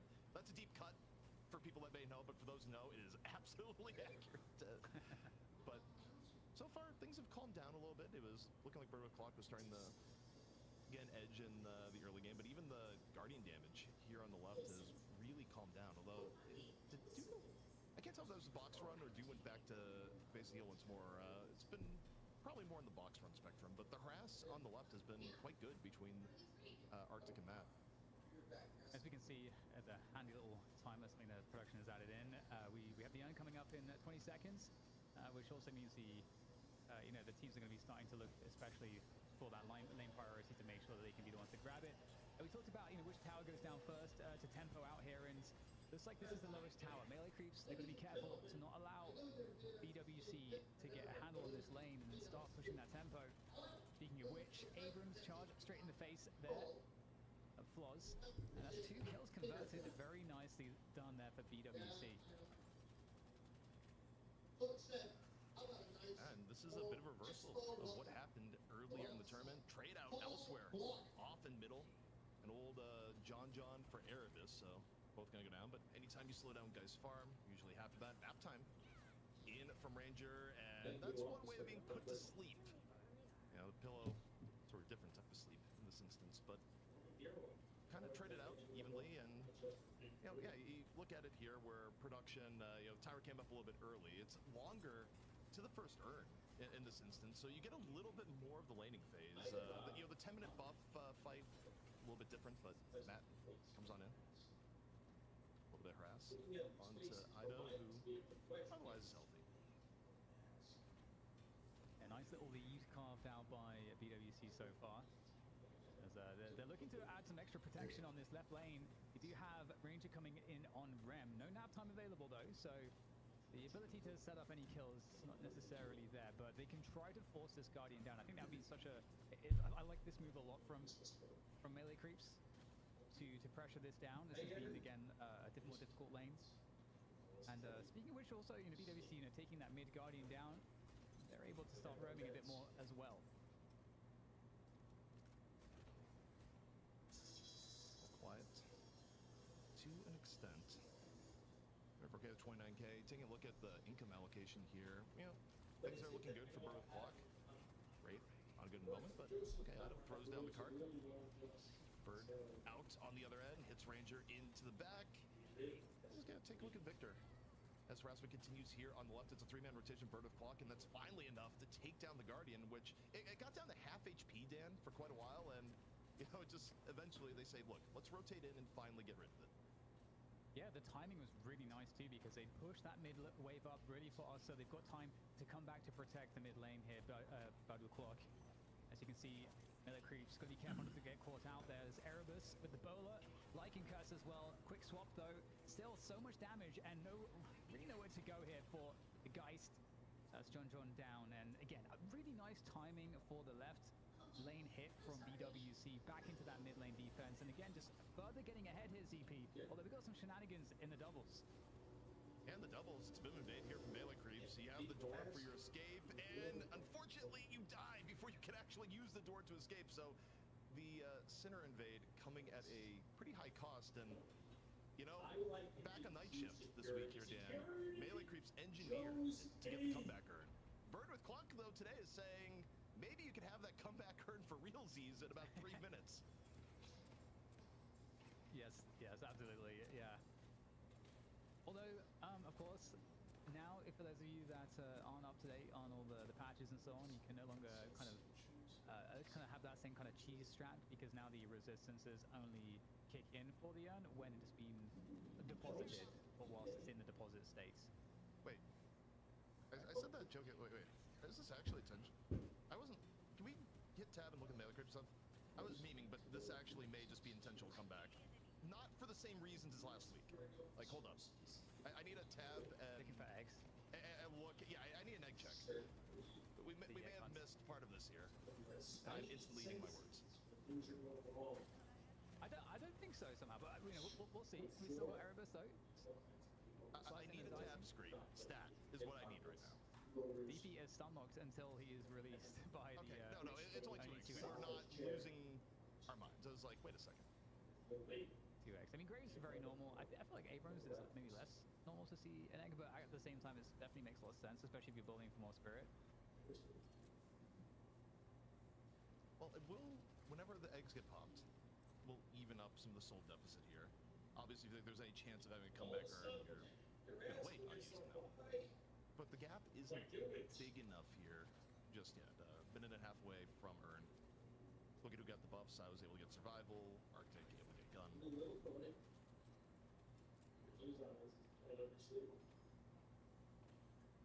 I really like the sound when like the Siphon Life is just, so you know, I don't know, it's just somehow satisfying to me. I don't know. I mean, yeah, it's, you know, he's just healing. You know, the sound of healing, not so much for like white noise. I'd fall asleep to that, you know. Tough game for John. I think that may be death number 3 for John. As you see the collapse in Bird with Clock into the middle. and the very, very quick retreat, courtesy of Ido with the door. But Bird with Clock really starting to take advantage of the tempo in the game. You take a look at where they're at also on the map. They're able to find Ranger. You have elsewhere Erebus deep in the melee creeps jungle. Like, you're losing some of your own jungle farm. And you're really well set for Bird with Clock now on the first turn at 12 minutes. Yeah, they've got good priority across the entire map. It's a really nice look at the moment. And there's an invade also around the middle area in the melee creeps jungle. Whilst there is a defense still here for this right side, Zombies pushing that Guardian down, so that will be a success. But again, as you say, with the Urn coming up now, it's all about this objective. Given how close the soul deficit is, it's only a few K, absolutely something that can be turned around here. There's another Guardian's going to go down. This time, Guardian from melee creeps. For the doors, I mean, you take a look at how Ido is using door right now. It's pretty basic stuff, but it's important to like look at the rotations around the map where you're using doors to invade centers. You're using doors to make sure you can get a full push onto a Guardian and escape without any issue. But the Urn is now in play, and it's going to be in control by Bird with Clock. It's going to be rotating around. Ido. Run Yamato, maybe not the best place on the map. Backing up, but we may be looking towards a full fight over towards Urn. Doesn't seem like things are being engineered for a big trade out just yet. Nope, as I say that, melee creeps, they just want middle, damn. They want it, but will they get it? I mean, there's going to be a lot of damage here. Trying to burst this down as quickly as possible. What is there here, though, to stop this? Erebus is turned up. A nice swap there as well, straight into the Storm. The Walker Storms feel like they're a lot more dangerous and harder to deal with now. Still half HP on this mid-walker, and could be careful not to lose too much, but that's a good defense from BWC. And now, after all is said and done, last couple of minutes, we've got a 13k soul advantage, a big swing in their favor. Well, the thing that was confusing there, it was even confusing calling the play-by-play. It looked like they were following beat for beat to contest Matt. Like, you even had Ido going in for a little bit of disruption, and then they decided to pull the plug and go, okay, just go mid-walker instead. But it almost feels like the decision was made a little bit late in the process, so you don't either contest Urn or get mid-walker. The part that went well for melee creeps there is that they were able to defend the push that was going on into their right walker at the same time, but I don't think that is really how melee creeps want that to go down, and you're starting to get to a really significant deficit now. Yeah, certainly becoming problematic at this point. This is approaching 20k, and it's 15 at the moment.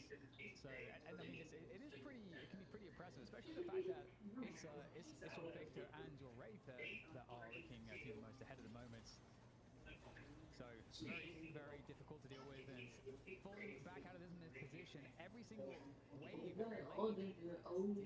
fully in control from BWC, which allows them to aggressively take the opponent's jungle as well, and just go for those invades. So right now, the prognosis is honestly very grim for melee creeps, because BWC, they're doing a great job pressing the advantage. John can't get farmed. John is nearly the most broke person on melee creeps other than Ranger, and you'd expect your Rem to be not most farmed in a competitive game. Not in your pub games where Rem is just laughing at everyone being poor.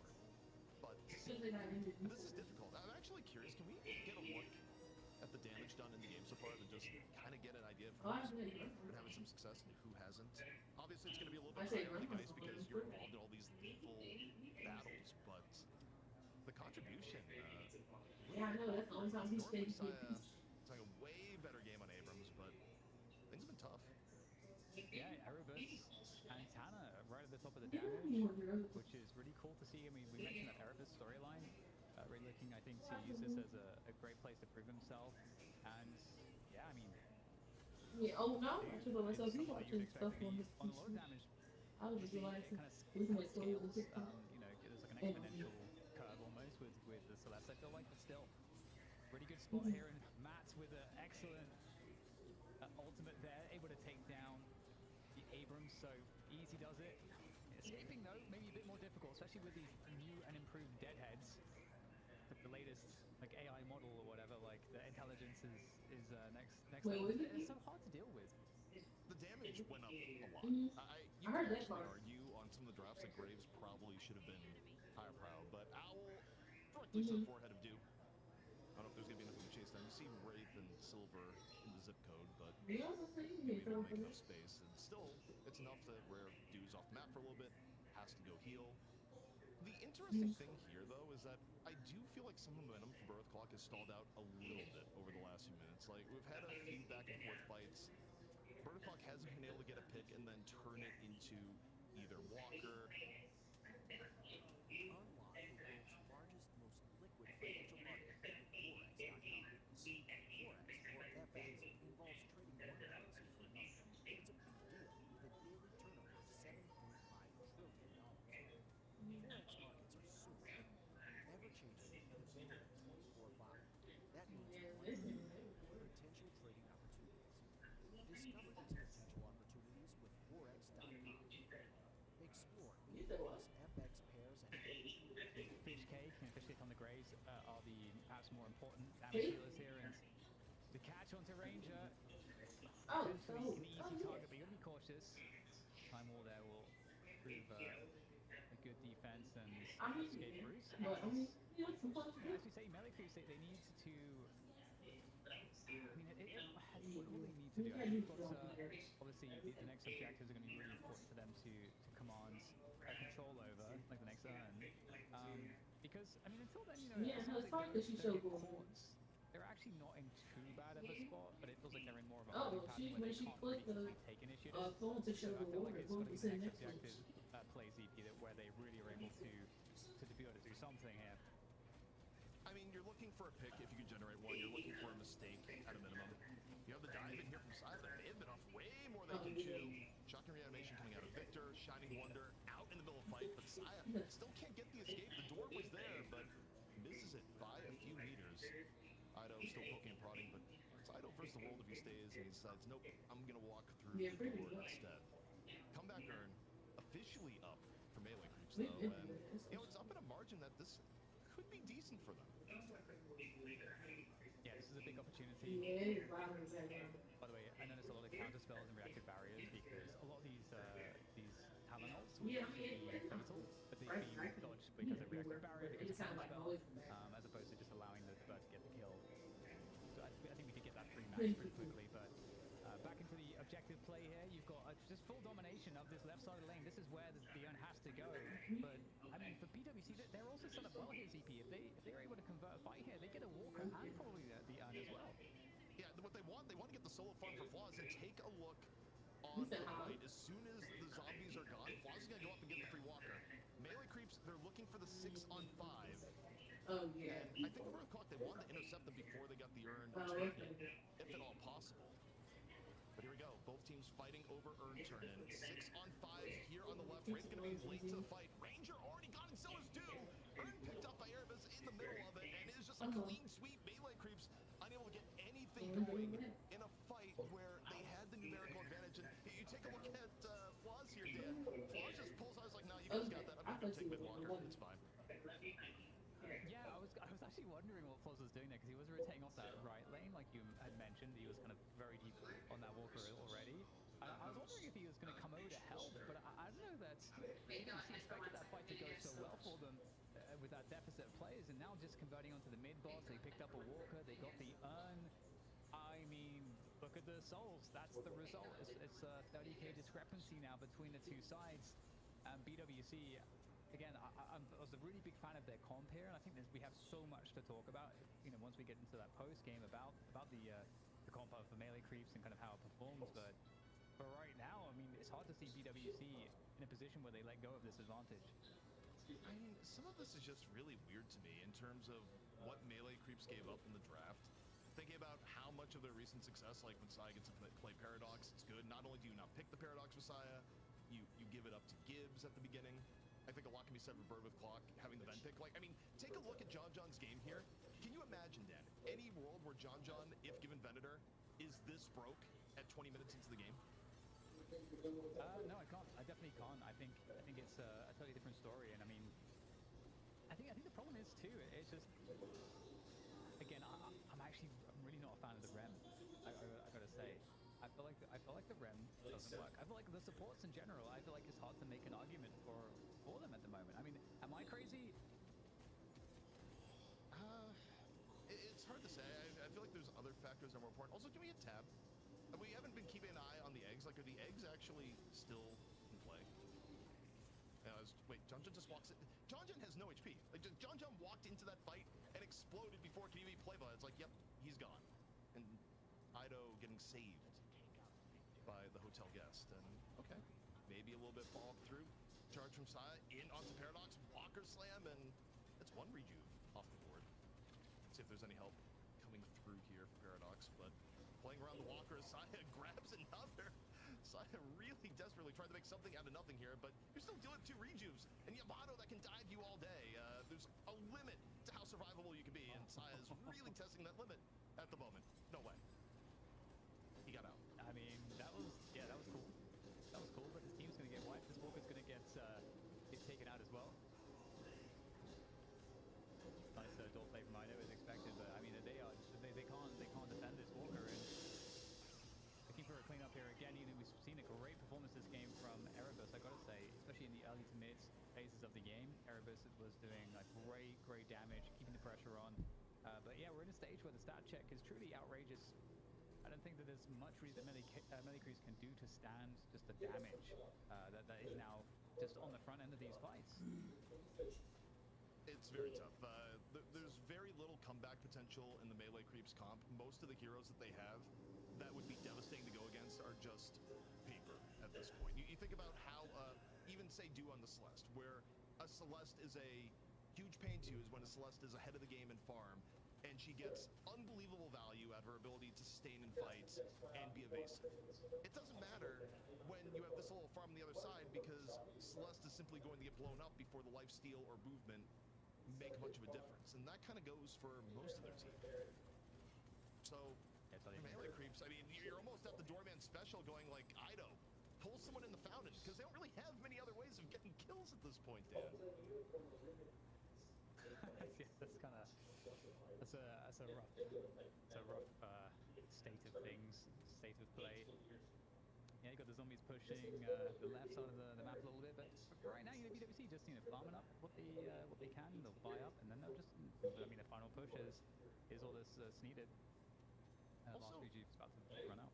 I'm thinking about how we got here in some matchups. I think you may be able to directly kind of correlate the position of Silver in the meta to Geist falling a little bit down, because a lot of the early fights where John got, you know, had a bad time, like it was Erebus just diving on Geist. And there's points where it's like, oh, you did a health swap. Well, you're still dead. John, yeah, he'll do a little bit of poke, run through the wall as Melee Creeps hoping to find any pick here. That's a big bird for getting struck as Arctic tolls the bombs. Running straight at the objectives now, no stopping him. Massive deficit for Melee Creeps, as they're looking for a quick exit, or they're looking to, maybe they're not looking for it, but they are looking to see a quick exit here now from this first game in this series. And there's a lot of this is one of those games where for me there's a lot of talk about the draft that I think is very relevant. There are some games that are not like that. You know, it's more about you know, just some of the plays and the ways that the team play or the macro was, or certain fights, you know, in the game. But it did feel like your CP, you know, Melee Creeps kind of started out from a disadvantage that just slowly grew, and there wasn't much counterplay as we got into that mid game. No, and even the team fight, they had the big, you know, they had comeback armor, they weren't that far behind, and they had the 6-on-5. And, you know, we're getting ready, it's like, okay, let's see how this team fight goes, and it's barely even a team fight. I mean, they effectively blow up before it begins in a way that was almost shocking. It's like, wait, it's just over. So this comp didn't really work for Melee Creeps. I think there's clearly an execution component that exacerbated quite a bit of this.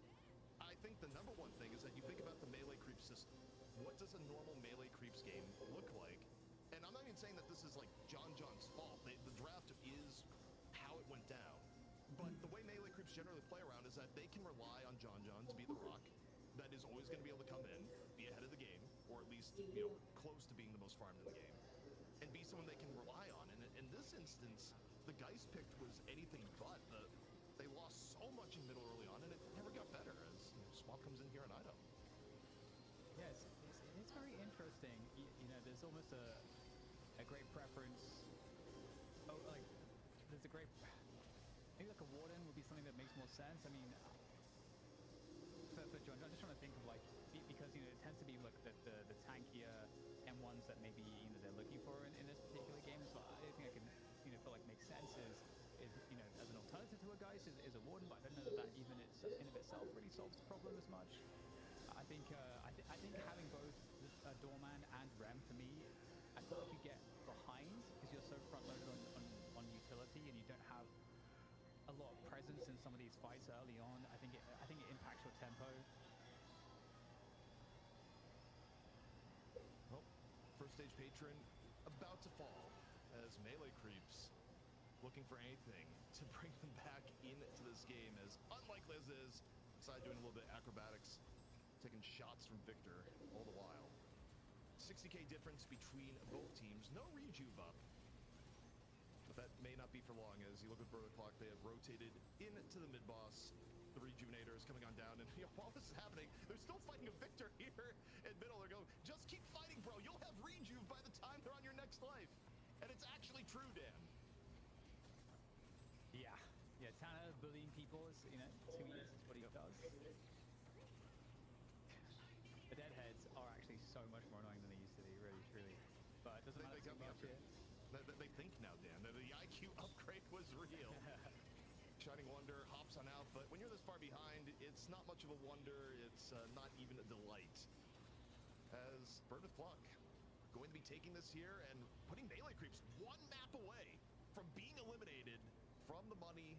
And Dan, they came in for as the #1 seed, which is all the more ridiculous. That's crazy. They won the tournament last weekend. PSI. They're having a rough time. So let's see if they can come back in this best of 3. Bird with Clock puts a check on the board. I like to see it after what we were watching. But at the same time, you can't help but feel, ZP, have a few of these teams figured out what melee creeps is doing so far. Again, the Venator first ban straight away. Bosh puts them in a bit of a tough spot here. Yeah, and as far as a tough spot, I mean, that's almost underselling it. Melee creeps look completely disheveled by that being the first ban. They went to a team comp that we really haven't seen them play before, and, you know, the execution was all over the place. And it's not that this draft couldn't have worked in some angles, but I don't think melee creeps came in ready to play with this sort of draft. Bird Clock, meanwhile, got a more traditional draft what we've been seeing out of this meta. They also got some things that normally melee creeps really highly contest, like the Paradox, and whatever strategy melee creeps is cooking up here likely should have been left in the kitchen. It just did not work. The upside for melee creeps at the BO3, they have time to revamp, but the one thing you can take away is that Bird with Clock really did learn from their lost melee creeps early in the day, because what a turnaround. Yeah, brilliant stuff. It looks like a lot of control going down as we take a look at some of these earn fights as well. And the Doorman being kind of annoying for a lot of these moments here for melee creeps, trying to drag them on through. Even Sire and Ju were trying to drag them on through, but it wasn't going to be the case at all. One thing that you brought up as well, DDK, while we were watching this game, is the fact that I'm also really not sold on the Rem, and that makes me sad because I'm a Rem sympathizer. But supports in general, I think, are having a bit of a tough time at the moment. Yeah, and I think especially in this game, I think it was even more exposed just because, or like, at least my theory is that you've got Rem and you've got Doormans, and so I think that does impact your ability to tempo. And I think one of the things that you know, John's going to need is he's going to need his teammates to be able to, in the macro, take pressure off of him so that he can get some wave priority, so that he can get some farm, he can actually do his stuff. But John was getting suffocated, like right from the you know, like the beginnings of the or when we exited that early laning phase, he was getting dove on. Like, you know, he wasn't able to do anything. His team didn't have priority, and I think part of that is because, you know, you've got two very utility-heavy heroes, and you've only got, like, you know, one odd frontliner in Abrams, and you're up against you know, the Victor. You've got you know, Erebus on Silver. You've got Matt on the Yamato. So you have three heroes that are very hard to kill, that can just dive you. And I don't feel like there are some good answers for that. I mean, 34 to 6 kills, that just tells a tale, doesn't it? 100%. Yeah, the tail of the tape for me really was, especially that 5v6 earn fight going down, and Floss having all the room in the world, ZP, to just do whatever he wanted on the other side of it, and then Tanner having the flawless game, 9-0. I think he was, what, 5-0 deep early on in this game, and that's the last thing you want to see on the side of a Victor who's already going to be scaling later on down the line anyway. Yeah, I mean, Tanner had a good ramp and just continued to keep going. The funny thing about the Urn fight is that you can actually look at the minimap as Flaw, like, you could tell the comms being like, Flaws, you gotta get over here, man. Like, which is weird. I think you could have just traded out. But Bird Clock, I think they had a moment where they're like, oh, I don't know if we can win this team fight. Flaws get ready to come over for cleanup if need be.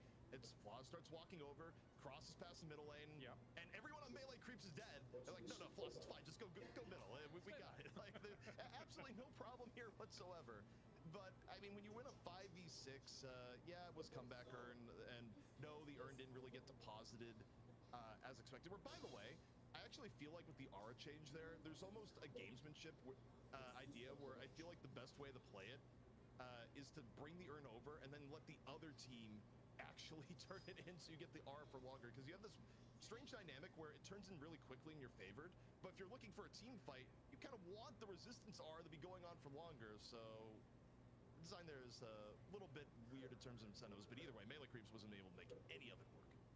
Yeah, Cheeky Indomitables even coming in towards the very end as well as John with a single one. But anyway, that's by the by, as Melee Creeps now have got some soul searching to do, it feels like here, DDK.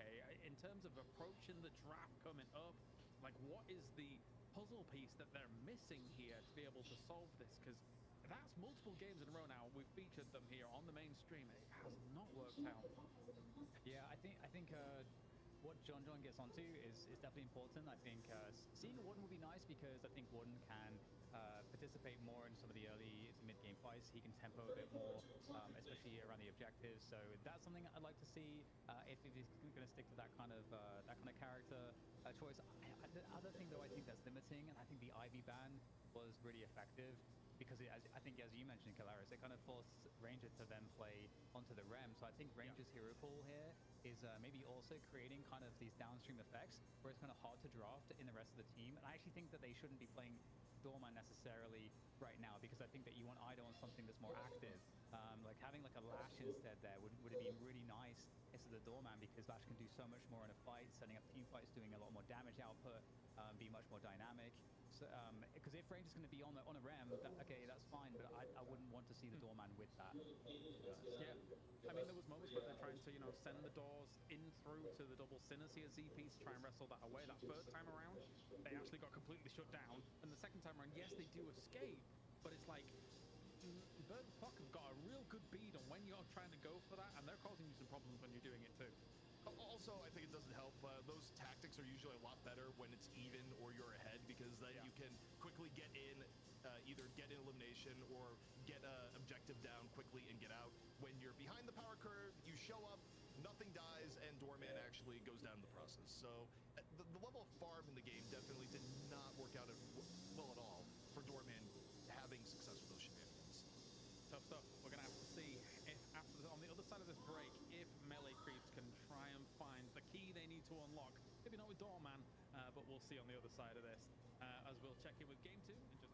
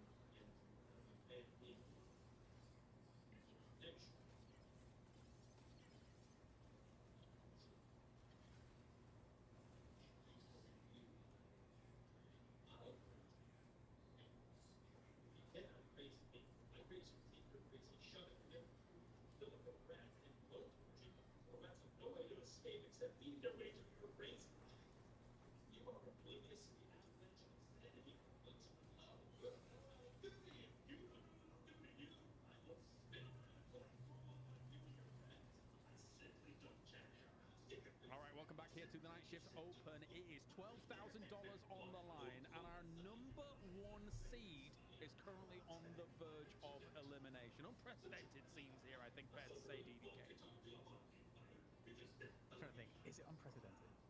I guess at a tournament of this scale, probably is. And to be honest, I actually love this because BWC have some, I feel like, night shift, classic challenger type players, on the team. Those players that have been on a lot of different rosters, they've all proven that they are very high skill. And it's just really the case of like, can you build a cohesive team around these players? And like you said, Zeep, earlier, there was, there are concerns of hero pool issues potentially on this team. And then Erebus coming in with his storyline of being somewhat of a one trick as well, like maybe only adds to that. But in the same token, ironically, it seems like melee creeps are having the hero pool issues. It's kind of what the draft seems like. Yeah, I mean, for melee creeps, I feel like here's the problem when you're the number one team and people have a lot of game tape on you. You suddenly become the team to beat, and you start. This feature saves me so much time. Use the /agents command in Claude Code to make specialized agents. I'm working on a Dropbox clone for web and iOS, and I have multiple agents. One agent that's an expert in iOS and Swift, one that's an expert in React apps, and one that's an expert in Supabase and can use the Supabase MCP server to manage the database auth and storage. I'm still the boss, and I delegate tasks to the main Claude, then that Claude delegates tasks to each of the other sub-agents. Think of them as specialized employees that only have to focus on one domain. Then they report back to that Claude instance that reports back to me. This gives me 4 Claudes working together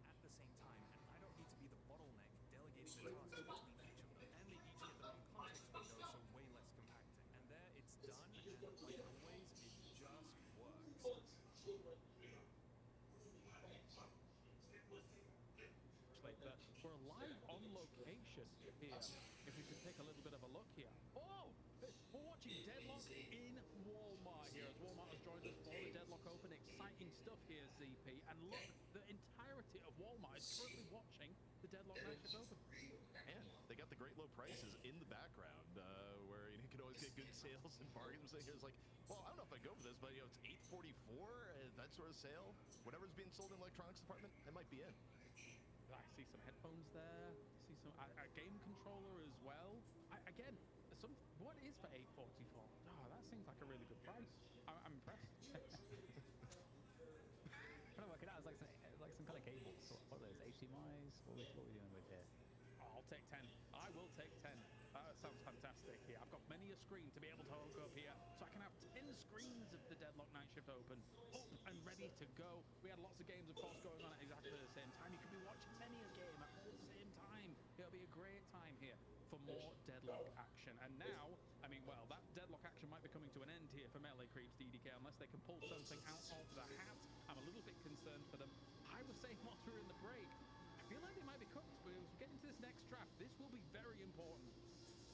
Yeah, the cooking might be upon us.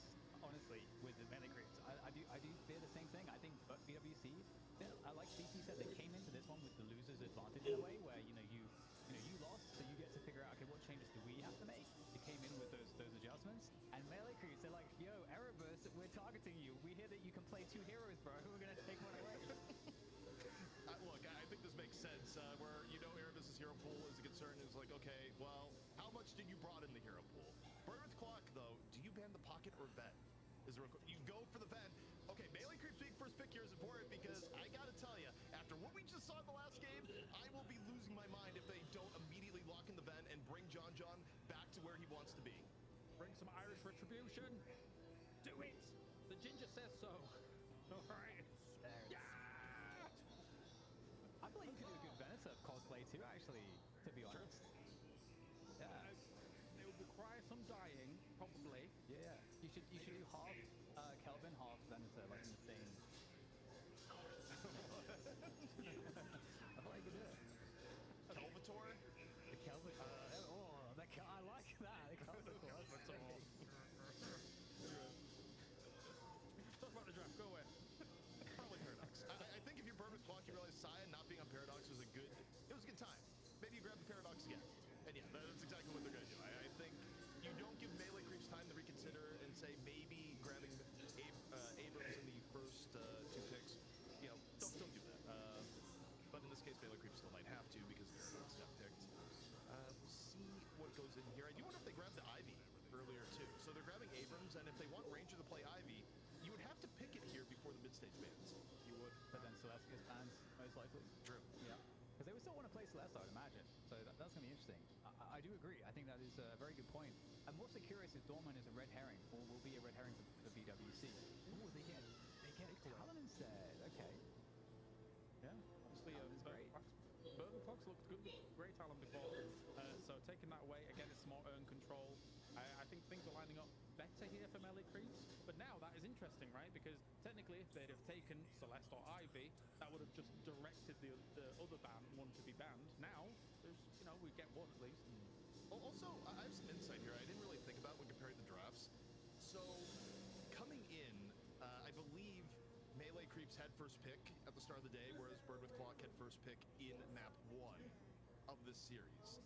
So, Melee Creeps, this draft-wise, I don't think Bird with Clock had the option to deny Ven the way they did in map 1 when they played earlier in the day because of Melee Creeps having first pick. That's probably how they went down. But in terms of bans, Ranger, not going to be able to play the Ivy. But it's kind of interesting that the Ivy takes precedence over the Celeste, unless Bird with Clock is going to steal the Celeste here.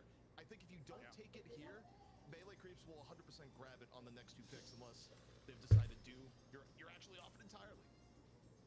So one thing that's really interesting with the bans that Melee Creeps have just done is that they've put BWC in a place where they've got less of those two, like Yamato and Silva apply a lot of tempo and control over the in that early mid game phase, and that works really well. So BWC have to kind of construct a new way to approach this game now. I love that we're seeing Billy. The fact that we aren't seeing more Billy is honestly being completely shocking to me, and I think that he does provide a lot of tempo, and he does provide a lot of really important team fight, and, especially around the objectives. with the chain gang and the one as well as. It's like, where did they come? Yeah, there was one of the moments in the previous games where we checked in with an Abrams and he had 4,000 health and like God knows how many golden statue buffs. And then you think about Billy and how much health he actually has in the end of some of these games. Like that's peanuts for Billy. So now he's in and he's ready to go. Okay, so hear me out. You may not be playing Celeste at all, even if it's still around on the next pick ban, because I'm thinking here, melee creeps probably still needs a ranger hero, unless ranger is doing something wild like playing the Abrams or Infernus, where sometimes support players like you've seen on Abrams, not so much the Infernus, but to me it strikes me as like Do being on something like the Infernus or the GT, probably more likely Ido on the GT, but it means that melee creeps is saying nope, no Celeste whatsoever. Unless they decide to go with it and say who needs a support character, etc. We'll see. But this feels like a shift to me. Is that the sound of a Siphon Life that DDK likes, or a vacuum cleaner? I can't tell. No, that's for me. I didn't know it was coming over the broadcast. It is someone is doing leaf blowing, or I don't know, some sort of work outside. Probably not leaf blowing given the time of year, but my window is open and I didn't realize it was coming through. So yeah, I've got good hearing. You know, good big ears. McGuinness comes through to end things off, and we haven't seen McGuinness on the broadcast here so far at all, and it is scary here with how much it can kind of exert some control over these earned positions here at DDK. Yeah, I think the wall in particular is really, really, really nice. I do think obviously the ults as well, but like these big circle abilities have a lot of purchase on the objectives at the moment. But I do think, honestly, BWC have the right kind of utility to kind of shut down a lot of stuff, you know, between Paradox and Doorman, you know, the swap, the Time War for Silence, and Doorman's, Baroness Hotel. Like, you have a lot of ability to, I think, deal with the McGuinness and deal with some of the trickier parts of melee creeps. Like, melee creeps are actually the team that are now lacking utility, whereas in the previous game they had the Rem, they had the Doorman. So I'm actually still, I'm liking BWC's comp still a bit more. I like the balance of it. Ooh. Okay, I'm kind of taking back what I was like, oh yeah, maybe melee creeps are cooked here, but I think that this is a much better draft for them, all things considered here, ZP. Are you in agreement with that? It's definitely a better draft for melee creeps. Like, I don't think melee creeps will be folded over the way they were in the last game. I do think there's some concerns, as Dan brings up, is pretty interesting. For Birth Clock, I'd probably rate them as the better draft historically, but I also think McGuinness may be underrated, so I could easily see melee creeps pushing this to 3. There's ways to shut it down, right? I mean, of course, I think that buying a knockdown and getting her out of that ult might be important, but let's do it. Will we see Venator bless this lobby for melee creeps? They're one down, they've got to bring it back. Yeah, interesting stuff, ZP. Wait, did we both talk over each other? We did. I thought it was like, all right, I'm going to adapt this time around, and we've both adapted, and therefore we have once again chosen the wrong option. I was just going to say, I think this last time, one way or another, we see John on Venator for the day. Because either A, melee creeps win, Bird with Clock takes first pick next series, and Venator is first banned, or melee creeps lose and they're out of the tournament. Which, again, to set the stakes here, Bird with Clock had to climb their way through the open qualifier. Wait, she stays 2 breast cancer? She stays 2 breast cancer? And what a story it would be if Right now, her first was stage 4. in this match here today. Stage 2 not bad? Stage 2 ain't bad, right? BWC can really do it. I really From do. someone who had stage 4, it's, yeah. I love that Matt's playing the Lash. Again, I think that it Why, really you told him suits his stage 4? playstyle really well. And Oh, they sent it? great answer to No, yeah, your mom did. and especially, great answer in general to Which one she singing, the breast or the different muscle? playmaking initiations and objective Look it up. fights. So It's in our I think group it's a chat. good counter, and we maybe melee creeps really felt the same as us. Like the amount of utility they had, the support that they had in the previous game was kind of a part of the downfall. They got out tempoed, and then they banned out the tempo here as BWC succeeded with. So BWC, they have some good tempo, but it's not nearly as good as it was in last game, in my opinion. So it feels like in theory, melee creeps have done the adjustments that they need to. But I'm curious, have you seen Ido playing Talon? I don't know that I've seen any.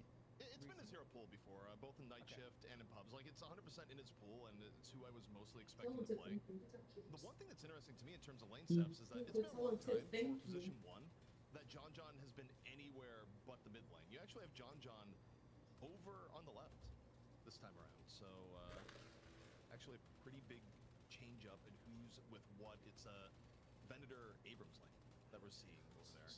And also, as far as GT goes, I think the GT swap to prioritize when draft is smart. I'd have to go and look, but from the eye test, I'm pretty sure GT's win rate has been really high as of late. Yeah. So if he's just winning games, maybe hop aboard the GT train. Yeah, I think he's really, really good. I think he also forces itemization, kind of like I was mentioning previously. You need like a reactive, you need like a counter spell, because with the current build, which I do believe is like, getting 2 points in the what is it, Rain of Arrows, and then you go straight into 3 for the ult. You know, that tends to be kind of how everyone's used to be doing it right now. And you know, the level 3 of the ult insta kills you. I think if you're below 22% health, so it's. Also, can we get a tab and a check on the eggs? I just need to make sure that Melee Creeps has lost the trust factor, the know whether or not they have multiple eggs. Because we haven't talked as much about it, but I don't think the egg buying, I think it was just 2 people, still was a little bit weird. And we have a good old-fashioned, authentic game of Deadlock here, Dan. No eggs have been bought, no eggs will be scrambled. Yep, that's very true. Let's talk about some of the lanes then. I mean, what do we talked a lot about the tempo. I do think it's a bit more even in that respect. That there's more tempo possibility early on for Melee Creeps and a little bit less compared to last game for PwC. So, you know, where do you see the lanes going here, ZP? What's the priority? You sent it to them? I mean, in terms of lanes, What up? You sent it to them? Doorman, No, not yet. that lane is usually pretty good. Tell her, But I mean, on the whole, you know, tell I that's kind of like the lanes the best you could think a of little bit without better for Melee rhyming Creeps. I nipple. actually don't know if there's a Yeah. gigantic difference. I feel like the meta's actually shifted a little bit, where you don't have multiple teams just stacking with lane demons the way they used to, where even just a few weeks ago you would get, you know, back before Apollo got nerfed, it felt like it was more of a meta where teams would try and put together, you know, at least 2 lanes that were brutal. Whereas the laning power feels a little bit more evened out, and you know, both teams are more focused on team fighting into the mid game than where maybe previously they were. It's interesting too with, you know, now, you know, we're seeing a McGinnis. You know, McGinnis is pretty strong right now, but we're seeing you know, is that 2 points into turrets straight away? That's kind of interesting, because a lot of time you'll get, you know, 1 into the wall because you get the bonus damage, so you get more of a chance of converting a kill in the early lane. But and the turrets aren't considered like super strong. I would say, like, I think, you know, you'd consider probably like I mean, I'll do a turret build in matchmaking or something, but yeah, I'm curious what your read is on that. But maybe we'll return to that thought after we see, you know, where the buffs go. Yeah, the battle for the buffs is out. Mobility going to be grabbed by Gibbs. Both buffs burn with clock overall, and John caught on the worst end of it all. But one of the downsides of going turret build and McGinnis is that there's a balancing factor to them. You feed a lot of souls in lane. Even if you're able to deny every time, you're giving the opponent an econ advantage by going turrets. Like, obviously the balancing factor there is that you still can come out ahead. But if a McGinnis lane goes badly and you go turret build, you actually just hyper feed the lane you're up against. Well, that doesn't sound good. Hyper feeding. Like feeding in of itself is just a term when someone uses it in a MOBA. It doesn't sound good, but hyper feed. I don't know if I like this. It's just like, wait, it's normal feeding is fine, but hyper feed is like, well, they're getting rich now at your expense, is what it comes down to. Doesn't sound very good, but yes. First bird of the match, and it connects. That's plus 10, Dan, at Erebus' expense. For Erebus onto the Paradox. Elsewhere, you got Saya smashing down Seismic Slam, and he goes from Slam into the hotel. John Wow.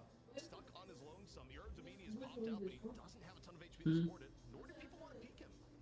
Here's John was able to get away, and Saya looking for a Where little it's bit of from? luck towards the very end. Gets stuck on the luggage cart, though, and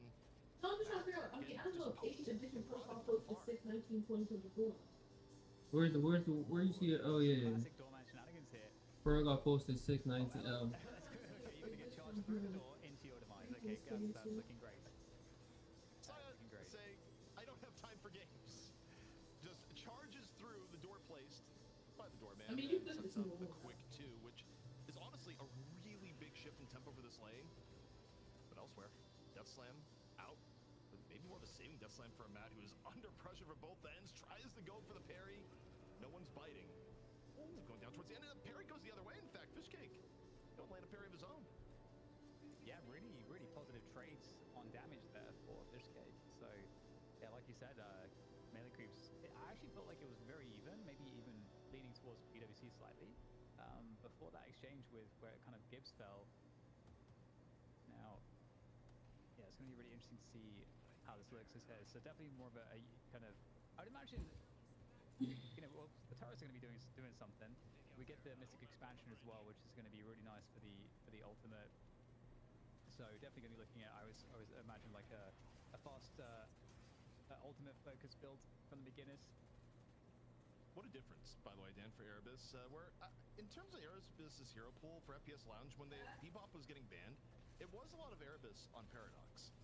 But if we could get a quick look at deaths, I think that was either death number 2 for Erebus or even number 3. This has been a very, very tough mid lane experience for Erebus, not the least of which is just Ido's been fierce on the GT. So it's 2 so far, and who's been focus fired. Meanwhile, for melee creeps, the only person that's fallen so far is Ven.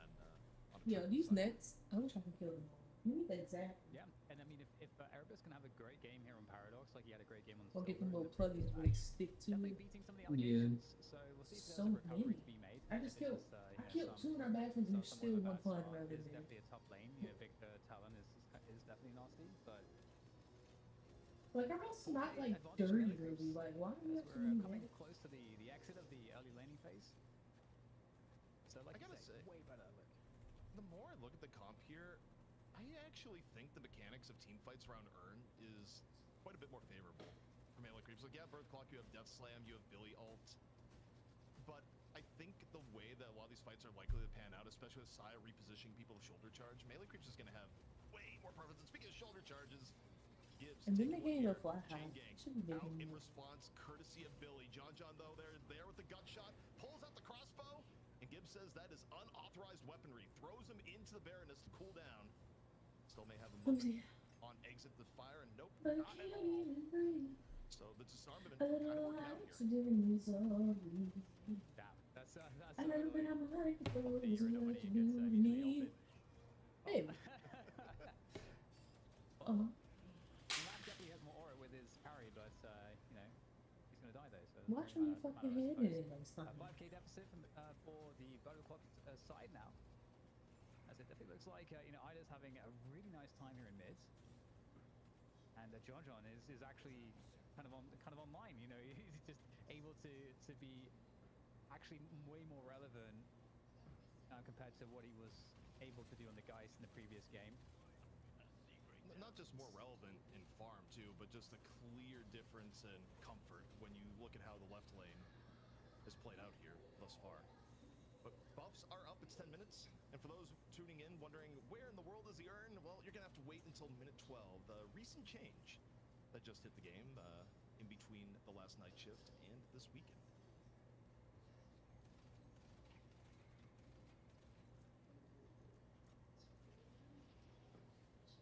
Oh, the sword actually landed. It kind of looked like it missed there on the screen, but this should be, hopefully for Matt's sake, I think he's going to feel pretty cheated if he doesn't get the follow-up, but they will chase down Ido out of mid. So that's a nice pickup there of some priority here in this mid lane, looking to be able to push down that mid Guardian.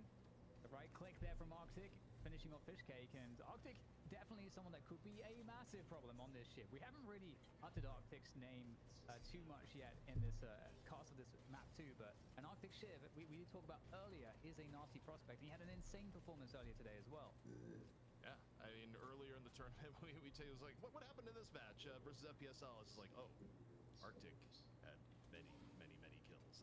It has easily been one of his best heroes. It's been, there's a period of time where I think for Arctic, you would see Arctic on Mirage or Shiv only, and most of it was Shiv. So very high comfort hero for Arctic with Bird with Clock. Even as Bird with Clock themselves have gone through roster changes, the reliance on Arctic on Shiv has been pretty steady. But we got Ido, we got a Bird, and it is moving around the map and doesn't connect with much at all. Call that more of a scouting bird. Yeah, scouting birds are pretty nice. Information is very valuable. Now, more Guardians will be taken down here. What if I couldn't do a sit-up? Would you be embarrassed if I couldn't do a sit-up? If you did what? If I couldn't do a sit-up. Yeah. I do like that change. Grown ass woman can't do one sit up. Yeah, I think it's fine, and also, it's kind of interesting. How many sit ups can you do? They used to have a higher importance when they were Oh, you know what's ugly? Now how much can you do right now? I mean, Oh, right now? down is pretty important for Well, lock your feet right there. Put it under. Lock your feet. they just kinda have Why are you like this? I Let's don't see. want to do sit-ups. Let's see. right now. No. That nigga said. Okay, let me see then. Looks like John John's gonna stand the left, so you're gonna get the Wraith, then 1v1. Go lock your feet, nigga. Nigga, you lock your feet. I can do sit-ups, nigga. And so can I. You act like sit-ups is just like the hardest exercise. Alright, out let's see there. then. Yo, are you serious? You really that can do a Lock your sit-up? feet. That's crazy. Yo, am I that feet or something? Nigga, I said let me see. What's up? You don't gotta lay on the ground. You gotta lock your feet right there. With the side of the couch right there. Lay on the ground. That's, again, you kind of have to buy the counter spell. It's really important. Erebus saved that there. So once the bird timing out, Ido had to get out of the bird because he was just getting walloped by Erebus, who caught him with his pants down. Plaza falling elsewhere. Wait, that's the 1v1. That's such a huge swing, Dan. Whenever you win the 1v1 the sideline and then can theoretically get the walker, I mean, John John's about to get mega farmed. You didn't get my message? 50K is actually outrageous. My message didn't come through? What you saying? In the group?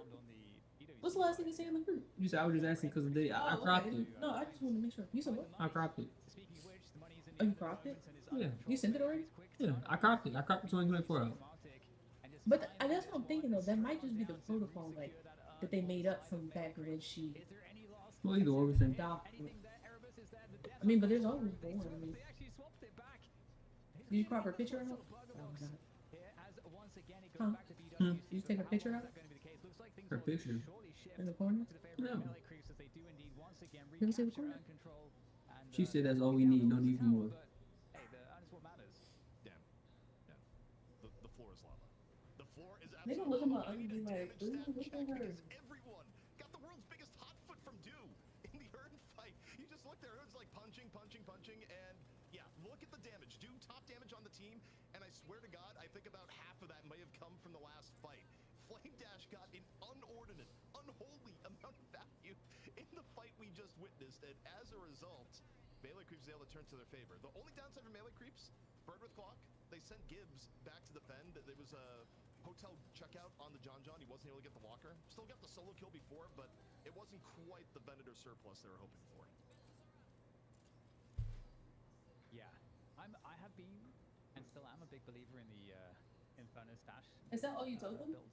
What? I don't Oh, know is it the cancer thing? Nothing else? I told her a little bit more, but that's all she needs. Powerful, and it's definitely powerful around in those situations, especially if you have a lot of frontliners. I think it's really, really nice because people are not focusing on you, so you get a lot of space to get to constantly just run around and just like put damage everywhere. It's very, very painful, and this does surely flip the advantage. Well, I'm coming to get you, Buddha family. We've got lane priority on every single lane right now. Mommy's coming, Buddha family. It's a big problem, and you think about changing narratives. Don't do that, this Buddha time around, melee family. creeps that can play around a very farmed M1 carry, and in contrast, it's been a terrible game for Flaws. And premium wireless for $15 a month at Mint Mobile. When I premium wireless for $15 a month, That sucks. why not premium wireless for $15 Hopefully, a month? hopefully we can go home soon. $15 a month, am I right? Let's just stop. You don't think Christmas is very fun? Okay, guys? I don't know. Whenever it's available. Comes out. I mean, by then you can't build up. What do you think? Oh, you think I'm gonna try to do rap, baby. And I'm not using it. eating a huge amount of damage. I mean, bloodletting only goes so far. Well, if you still want to go, just go. Yep. Let's see if there's any more damage to be done though. It's like I mean, maybe some good shift movement. Maybe there's an opportunity to survive here. Bloodletting triggered, and yes, gonna slide away from this one. A little bit of an extra heal from the minion there might make all the difference. And the slowdown with the kinetic carbine connection comes through to try to aid that escape, and I think Arctic actually gets out of there. In the meantime, though, Dew takes down the right Wilker for nothing. Damn, we got other problems. Okay. We have Lash in Death Slam 4-2, falls directly into the Spirit Snare, but still may not be falling under too much pain as a result. But while this was going on, Dan, while this mid-fight continues, Dew won the 1v1 on the side lane, killed Billy, grabbed Walker, and is now at 24,000 in Furnace. That may be about to show up at this mid-fight. Yeah, that's kind of ridiculous. I mean, Gibbs was able to trade the left Walker whilst Dew was doing that, so at least they go Walker for Walker. But like you say, this is ridiculous. This is ridiculous. I mean, I've been a believer in Infernus despite the fact that he has disappeared from priority, and I think I feel somewhat validated, feel vindicated, because this is a great performance from Dew, and this is I don't know how you deal with this at this point. Yeah, so I just think about the Dew storyline. Like, we're watching it middle, but it was really bad on the right. Because anytime you're able to get solo kill plus Walker on side lane, it is a big shift in game power. And the victim that you had there was Tanner.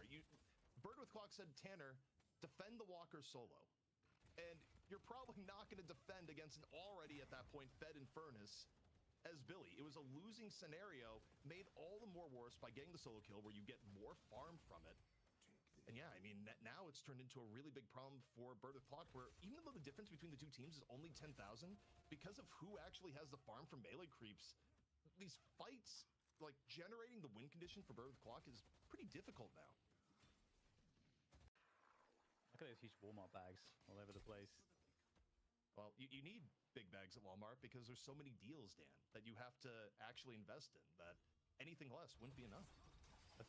I like that. Anything less, not enough. I love that. That's what a line. Okay, well, there's some chase down here. Maybe there's a weakened Zaya to capitalize upon, but looks like the charge is going to get Zaya back to safety, and BWC careful not to overcommit. Only 9k behind overall, and that actually kind of feels surprising, but given how much of the value the differential is in Dew's hands, and the fact that Ranger's only on 13k on Victor, does feel like this, even though the narrative, I think, has shifted heavily towards MLC, it feels like there's a lot of opportunity, but for BWC to capitalize on any opportunity, this Urn fight really needs to go more favorably for them. I mean, at this point, Ranger's more the support Victor. Like, what's your job? To die and put a shocking reanimation on point and enhance how much the floor is lava? And okay. We'll see how much the floor is going to be lava here. Once more, Dew waiting in the wings. The parries are out, and the Urn is already capped. And Tanner's the sacrifice. The rest of Bird with Clock, they weren't really in position to go for it. You kind of had Gibbs in the outskirts, takes one look and says, no, not going in. And Bird with Clock not really able getting as much of this as they would like. Maybe some pressure on the side here. Nope, just takes down Matt instead. And, we were talking about, Ranger or Victor not really having much to work with, but he got that parry onto Tanner instantly, and that really wrecked Tanner completely, took away all of his options, as the mid-boss gets completely mugged by the entire melee creep squad. And, I mean, BWC, they kind of have to challenge this, but how they're going to try to challenge this, I don't know. Oh my god, there's so many circles, ZP. Someone get a protractor. Yeah, Ranger just explodes on mid-boss, just because as Dew walks up. This is Flaws at 18k versus Dew at 29,000. Puts down the napalm. HP bar not really moving as Flaws realizes he's not built for this. Carbine towards the back. We're watching. There's somewhat of a raid boss Infernus here. Grabs the mobility buff and just walks away. I mean, a lot of pressure for Bird of the Clock, and yet this is a problem when Infernus gets ahead of the game. Actually taking him down, easier said than done, Dan. The fact that it's the mobility buff there is actually outrageous. Like, just, oh my goodness, gets enough time to get off the like a perfect warp stone. Yeah, no chance. Still though, I mean, it still feels like the game isn't necessarily over, because if they can shut Dew down in one of these fights, again, a lot of the damage is kind of tied up in Dew, and obviously the rest of it is probably going to mostly come from John. But will they be able to prevent melee creeps from getting really far ahead on this rejuve? That's probably not easily achievable. It's going to be somewhat of a fight though in middle though, and with BWC they're trying to escape from it. I mean, again, they're getting mugged there as well, just like the mid boss. Yeah, I think it's going to be once more Matt getting set on fire. They're able to take down Ranger, but Ranger ain't exactly rich. That's the least valuable kill you could get. Ido coming in behind as I think Dew is ahead. I don't know if he has someone about to die or not. You see the combustion coming off, and yeah, that paradox. Erebus is in all sorts of danger. Lands the parry, but it's a small comfort as the damage was still there to take him out. And I will see if Midwalker is at risk. Dew gonna take a moment back here. A little bit on Doorman patrol. Yeah, I gotta say, on this Infernus build, I love the Warpstone debuff remover or Dispel Magic, because essentially, like, you just have to kind of have enough survivability for when you don't have Flame Dash up. And so if someone tries to stun you, you just dispel it, and if you just need to like get out or close the gap, you can Warpstone. So you have like, and then you get your Flame Dash back up again, and people can't catch you. So it's like it's really devious. Also, he just picked up Infuser a bit ago and escalating exposure. Dew is continuing to add, and just size HP, not moving. The stat differential is huge. You got a bird coming in from afar. Who's that going to hit? Oh, it's going to hit Gibbs. Plus 10 to Ido. Other issue too with Sire is that Sire just picked up Witchmail as well, so you know, this Witchmail is like so good. I mean, what is it, like 18% or is it 22% spirit resist that you get, in addition to the fact that you just get stuff instantly refreshed on cooldown, like this, like a charge, for example. A hash like this, Matt getting caught a bit. Chain gang comes out in return, but it's Tanner at 18k. This is not a tank anymore. It is a mere speed bump for melee creeps.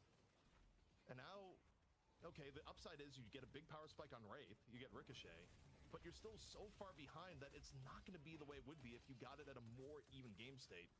Melee creeps, though, the objective is clear, Dan. Get a few shrines as Saya, not afraid of going near the fountain, and runs Erebus right over. Problems here for BWC. This is quite the turnaround. I think, you know, your instinct was correct that melee creeps will be able to, you know, come back really strong here, which is a great news for them, the #1 seed. A game away from elimination from this tournament. It's just not the tournament you want to lose or go not deep on if you're #1 seed. I think the issue for melee creeps, though, looking ahead, they still have to get through this game, which Saya is trying to work towards. Bring Arctic on a ride. Death Slam attempt. Grabs one. See if the fall through is going to be there. John actually getting caught. Not an insignificant pick. One rejuve left. Nope, rejuve's now gone. Bird with Clock looking for a few cleanup kills, but it may just end at John.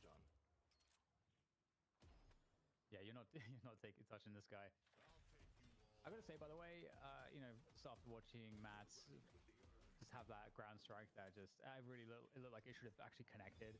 It's really weird how ground strike sometimes will just completely whiff. It reminds me of like grenades in Counter-Strike, where there's like a pixel in the way invisibly and it just doesn't do any damage.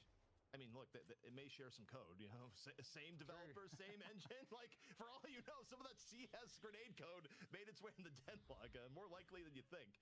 This is comeback earn, however, for Bird with Clock. And it may be a very brief comeback earn, because it doesn't look like it's going to be contested. Melee creeps still, they of all people, Dan, would know about the power of a 35% resistance aura, given... You know what, CP? It's only an 18k difference. This is not over. It's not over, but the problem that they're facing, first off, being down to Shrine is terrible. The ability to keep macro control of the map is going to be pretty brutal, even if the urns were closer. And the second part is who has the farm. What do you have to concoct to take down Do at the moment? You actually have to go pretty down on the list of conditions for that to be a thing. And if you're focusing on Do, John's going to have plenty of room. Ido has actually gotten reasonable stacks this game. So the souls don't tell the full story necessarily. And actually, speaking of stories, can we get golden statues? I want to see where the golden statues are, because I think melee creeps has come out ahead. Jeez. Yeah. Saya, come on, man. Well, we see he has the most in the game as he's actively gambling. This is why he has the most in the game. That's fair. That is fair. Yep. Phantom Strike not required. You got poor man's Phantom Strike with Watchtime. Okay, maybe an opportunity. I think at this point, I think Ranger just likes dying. With his current level fire, it's like, yes, get the stun onto Erebus. Let me support the team. Saya, on the other hand, dying would be tougher. He's just barely able to get away, and not quite. Flaws gets the chase down. But the Screech of the Owl is out. Is it hunting for Wraith? Who does Ido have in mind? Up, over, Theatrics, and gets the Death Slam interrupted on the Mad, who may have been dead anyways, but you gotta appreciate the timing, as that's a big old Walmart shopping bag on Do. Brought it to the hotel with them for safekeeping. Yeah, Do is, he's got a lot of stuff in that bag, man. This guy's been farming. He's ready to spend. And it's another mid boss. So this, I mean, if there's any chance of BWC, they can't sustain playing against 3 rejuve crystals. But I don't know how they stop that. They're gonna give it up, and there's nothing that they can do. A concussive combustion just for good measure. Every rejuve secured. And at this point, I mean, what do you do? What do you do? I just think Do is a lesson here where no matter how wealthy you are, he is the richest person in the lobby. And even still, he appreciates the great deals to be found at Walmart. Bro has lifestyle creep. Doesn't need to be spending that much. Exactly. Well, 3 rejuves for melee creeps, an enormous edge in golden statues, and they have the right heroes with farm that need it. Bird with Clock, you're hoping for the miracle here. You need the Death Slam into Chain Gang, into Gibbs has the Fountain Door ready to go. Instead, they go for Infernus. He pops Infuser, and his HP bar barely moves, Dan. In fact, he's healing back up as 3 members of Bird with Clock are down to half HP from that play, and there's a bird. The bird a little bit late to the party. I was like, wait, where'd they go? Where'd they go? Flies through the door, but the Fountain healing has done its job.